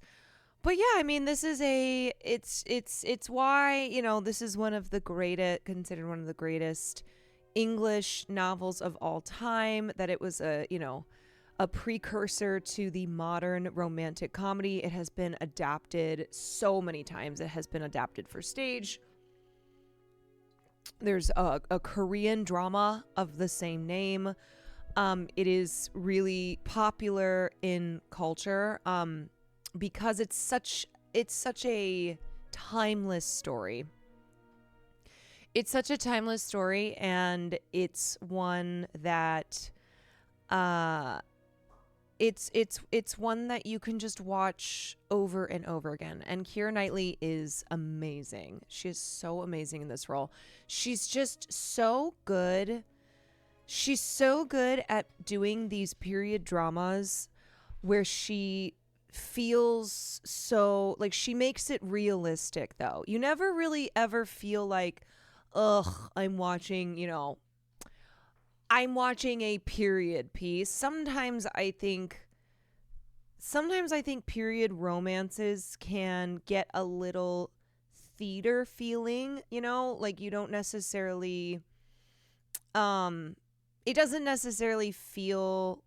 feel like the realism of it, but she is so like fierce and just really takes this dialogue and is able to deliver it in a way where I feel like you never get lost. I think that's also a testament to the script. So you put it somewhere. You had it. I think it's a testament to the script, which was written by Deborah Mogok, and she had worked on this script for 2 years. She had done like 10 different iterations. And by the time Joe Wright came on board, so Joe Wright had never seen Pride and Prejudice when he was brought on to direct the film in 2004. Or he had never read Pride and Prejudice. Sorry, he had never read Pride and Prejudice, but he read the script and he was really taken with it. And initially it was the project that he didn't think he would want to do. But then after reading the script, he was like, oh, this feels like a real story. This feels like there's a lot of truths in it. This is a story about, how to love, how to love people, and like how we often misjudge and can let our pride and our prejudice get in the way. So he came on board, and they wanted to stay faithful to the source material because the book is so amazing, but they kind of wanted to update the dialogue a little bit. The dialogue in Pride and Prejudice is incredible. Have you ever seen Pride and Prejudice before? No, first time. First time. Yes, 974263 times. Yeah, that's me. And then yes.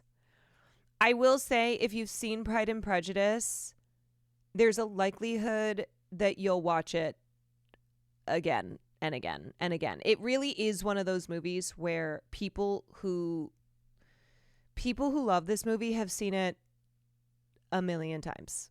Like so many times. As you can tell, I and quite a few people in chat have watched this movie a bunch. Not as great as Atonement, in my opinion. That's fair. And I might also say, I don't know. It's tricky for me because I've watched Pride and Prejudice more. To me, if I'm going to put on a Joe Wright film, I'll probably put on Pride and Prejudice. But there is, I think Atonement, it's tough.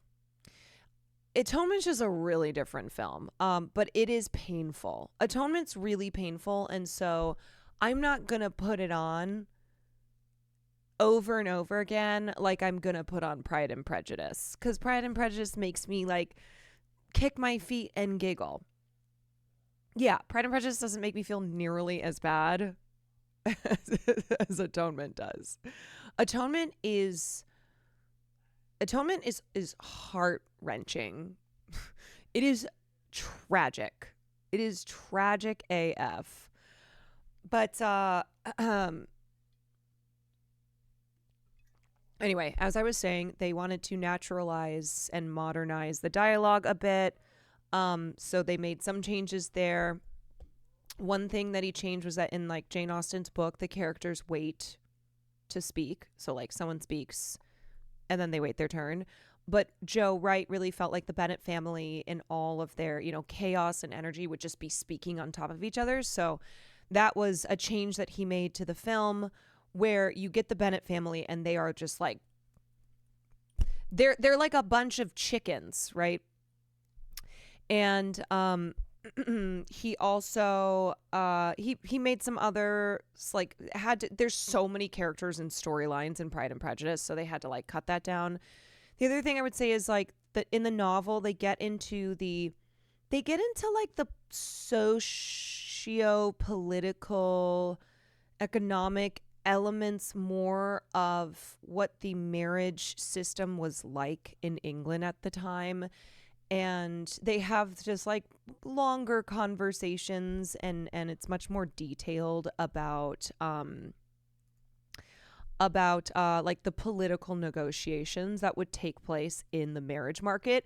I think you kind of get more of that in you get more of that in Bridgerton, because it's a show that like really focuses on the what's it called? It's like the time of the year, like courting season. That's like every season of Bridgerton is a new social courting season. Also the BBC version, because it's longer, it gets into it more.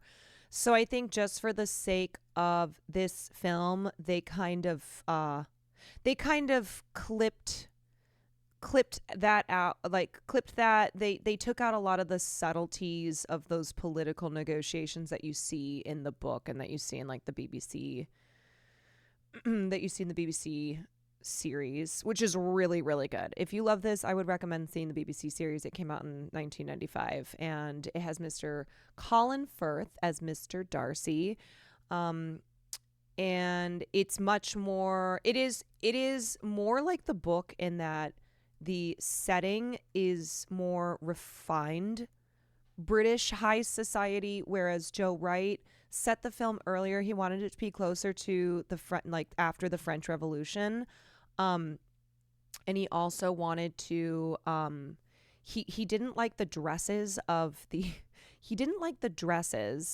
time period that Pride and Prejudice takes place in, which is 1813, and so he changed it to like the he changed it to the end of the 1700s, so he set it a little bit earlier. And he also he wanted a rural setting for the film, so like a big theme in the film is like the muddy hems and how the Bennets are like kind of a mess, and they're, traversing the countryside and they're really muddy, and it really is to highlight the kind of the poverty of the Bennet family, and also their unstateliness, as opposed to like the Bingleys and the Darcys and Lady Catherine. So it's the class differences, and yeah, and it just is to show the Bennets' proximity to their rural life. That's how Greta Gerwig doesn't like bonnets, so she didn't put them in Little Women. Yeah, he was like, I fucking hate the Empire silhouette, so I do not want to set the film in this time period where that would be what the dresses they wore were. That's poverty. I mean, it's not like poverty, but it's poverty for the social circles that the Bennets were weaving their way through. They are still like poverty. They're not like the daughters of poverty, like families who are really, really in poverty. They're not going to a ball and trying to like get married off to somebody of Mr. Bennet status. But the fact that like Darcy, Lady Catherine, they have all of these, they make all these comments around the inferiority of class and status. So the Bennets to somebody like Lady Catherine is low class. Their father had the land, but because all his children were girls, the estate would change hands laterally instead of being handed down to Jane or Lizzie. Yes. Rich for country folks, but not rich like him. So I think one thing that also makes this film so great is the supporting cast. Keira Knightley is amazing. Matthew McFadden he's so great. Like, did you ever, if you've seen Succession and you haven't watched this, did you ever imagine that you could find Tom Wamsgans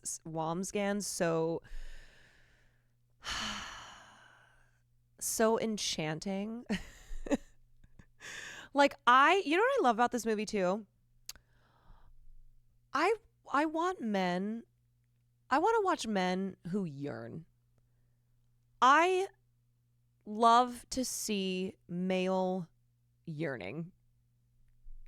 And I love this film because Darcy yearns. He yearns for Elizabeth so profoundly. So profoundly. We need men who yearn. Exactly. Exactly. But the supporting cast is awesome. I actually talked about this film when Donald Sutherland died. I think I showed that last scene when he starts laughing and crying, realizing how happy she is, and he's like, he's talking about how he couldn't give her up to somebody who was, not deserving of her. I showed that scene when Donald died because I just love the way that he plays Mr. Darcy. I love how sweet he is. I love how kind of amused he is by like exasperated but amused by the goings on of his wife, who very much so is marriage equals business, right? Like business equals marriage. Yeah, he has such a warmth to him. He has such a wonderful warmth to him, and it's such a good contrast to Blenda Blevin, who plays Mrs. Bennet, who is hilarious. I mean, she is so funny. She really provides a lot of comic moments in the film. And the thing is with her, it's easy to be like, oh my God, she's the fucking worst. But the thing is that she is doing what she has to do, which is to marry her daughters off. Yeah, she's the most, okay? She is the absolute most. But at that time, she has 5 daughters. And if they don't get married, if they don't marry well, then they're all fucked. And unfortunately, the way that society worked is that Mr. Bennet's land was going to go to Mr. Collins because he did not have a son, and the land cannot pass to his daughters. So Mrs. Bennet approaches marriage like business because that's what it is, and her job is to marry off her daughters, and so Mr. Bennet's not going to do it. So it is truly up to her. Like she also did so well, even if her methods weren't that great. Yeah. Mama was working like Kris Jenner. Mrs. Bennet is the Kris Jenner of 17th century upper crust of England. The devil works hard, but Mrs. Bennet works harder. The devil works hard, but Mrs. Bennet works harder. Did you and Will ever watch Conclave? If so, is it any good? Yes, we both watched it, and I would recommend it. I don't think it's the best film of the year, but I enjoyed it. What else can I say? What else can I say on Pride and Prejudice? Can we watch the Lizzie Bennet? I swear, didn't we watch that before? Or I've watched that. Or we watched that. I don't know why. then I must have like watched that on my own. Is this hold on guys. I want to finish up the conversation cuz then I got to go to bed cuz I have to get up early for an appointment. But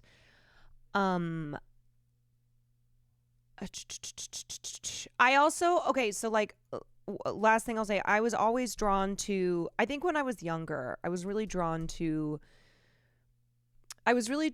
these novels because I loved the strength of the female characters, and I always loved Lizzie Bennet because Lizzie is opinionated, and because Lizzie is especially opinionated for a woman of her class and of that time period. She's so sharp, and she's so she is such a badass. Like, she really is. And I think she's just one of those characters that is so enduring for a reason. Like, you know, Elizabeth Bennet has always been a very beloved character in literary history, also in film history. She is referred to as the world's sweetheart by the Jane Austen Society. So Lizzie Bennet is she was always one of my favorite literary characters, and I love Keira Knightley as her. Thank you so much for the movie. Gotta go to bed. Take care, everyone. Good night, Scooter Sita. Her and Joe March means so much to me. I love Joe March so much. I want a movie with the two of them. I know that doesn't make any sense, but the way the opening song that explores the Bennet household is played when Lizzie starts to imagine a life at Pemberley. I mean, can we talk about the score? Can we talk about the score? The score is so good. It's so good. It was Pride and Prejudice was nominated for 4 Oscars, including score. It unfortunately did not win anything, but it at least got recognized for the score because it is gorgeous. It just soars. It just makes you feel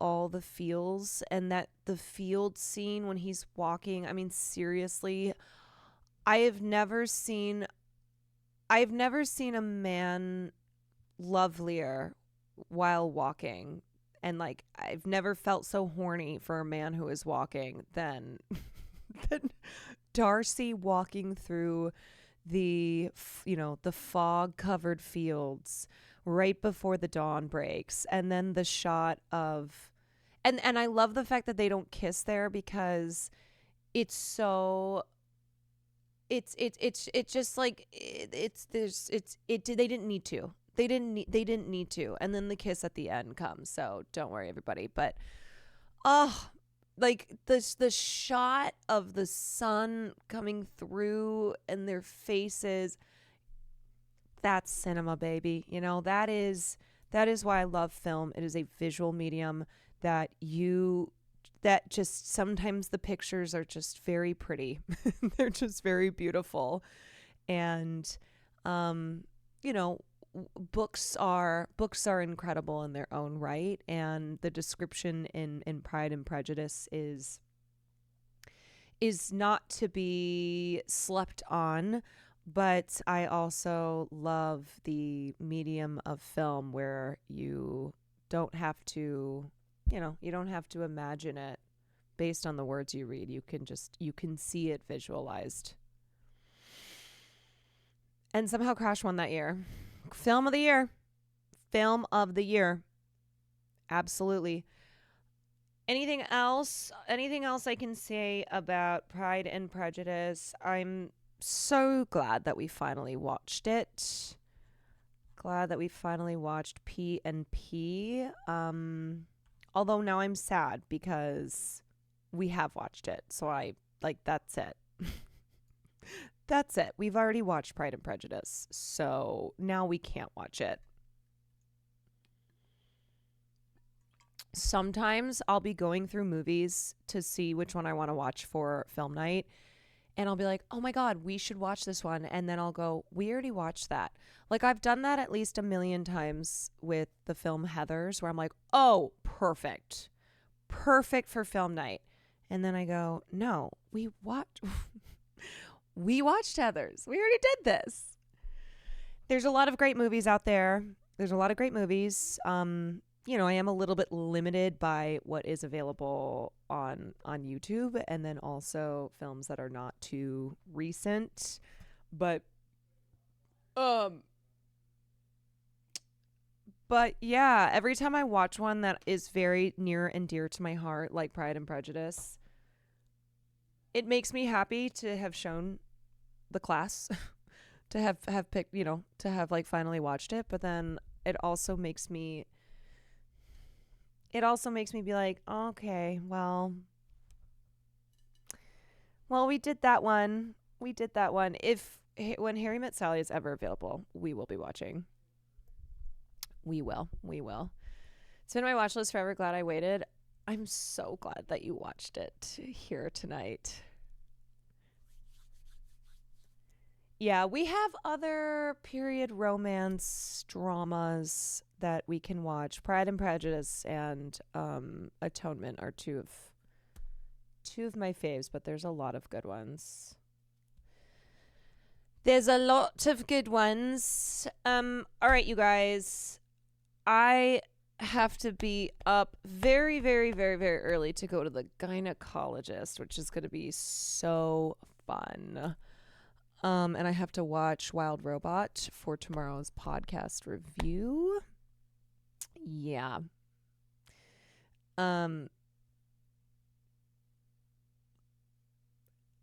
was I going to say? So tomorrow night I will be live. I will be late because I'm filming the podcast. So we're still deciding if we like this 3:00 spot. We're kind of trying it out versus the first month of podcast. We were doing like around 7:00, but we're doing early again tomorrow. So hopefully I can get to stream by like 7:30. The podcasts have been great. Thank you. Appreciate it. Link the pod, please. It's right there. It is right there for you. No more 6-hour long recording. We have been the last couple weeks like this. So allotting 2 hours for the main episode and then an hour for the Patreon. Like literally timing ourselves so that we don't just talk for 6 hours and then one, that's a long time to be talking, and two, it's really hard for Sam to edit when it's that much. So cutting it down makes it easier for her to edit. Gonna watch them all. I didn't know you started a pod. Yes, I did. We are 2 months, a little over 2 months in. Mondays are supposed to be your day off. That is true. But I am going to Japan in 16 days, and I do not know how consistent the schedule is going to be there. We will be doing streams, but you know, I don't know what the schedule is going to look like, so I want to get good streaming in before I go. So I will take a day or two off. I will take a day or two off in between then. But right now, do you need a union contract? Yeah, I need to unionize with myself. I'm going for 10 days. Yeah, I'm not going to go for the full 2 weeks. I'm just going to go for 10 days. And I'll probably regret it when I come back and be like, wow, I really wish that I had gone for the 2 weeks. Silly.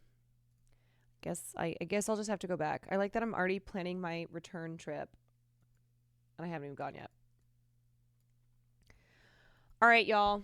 Thanks for hanging. Thank you for thanks for listening to Golden Globes commentary and for joining for this film class. I will see you tomorrow. I will see you tomorrow late. And until then, I hope you're well. I'm going to send you guys over to who haven't I rated in a minute. Oh, you know what? I'm going to send you guys to D-Tune. I haven't rated him in a minute. I'm going to send you over there. Alrighty, y'all. Keep it real. Watch movies. Watch as many movies as you can. More will be coming out on streaming in the coming weeks, but watch movies. Watch movies so you know more of what's happening in award season. It makes it more fun, and also there are movies that are worth seeing regardless of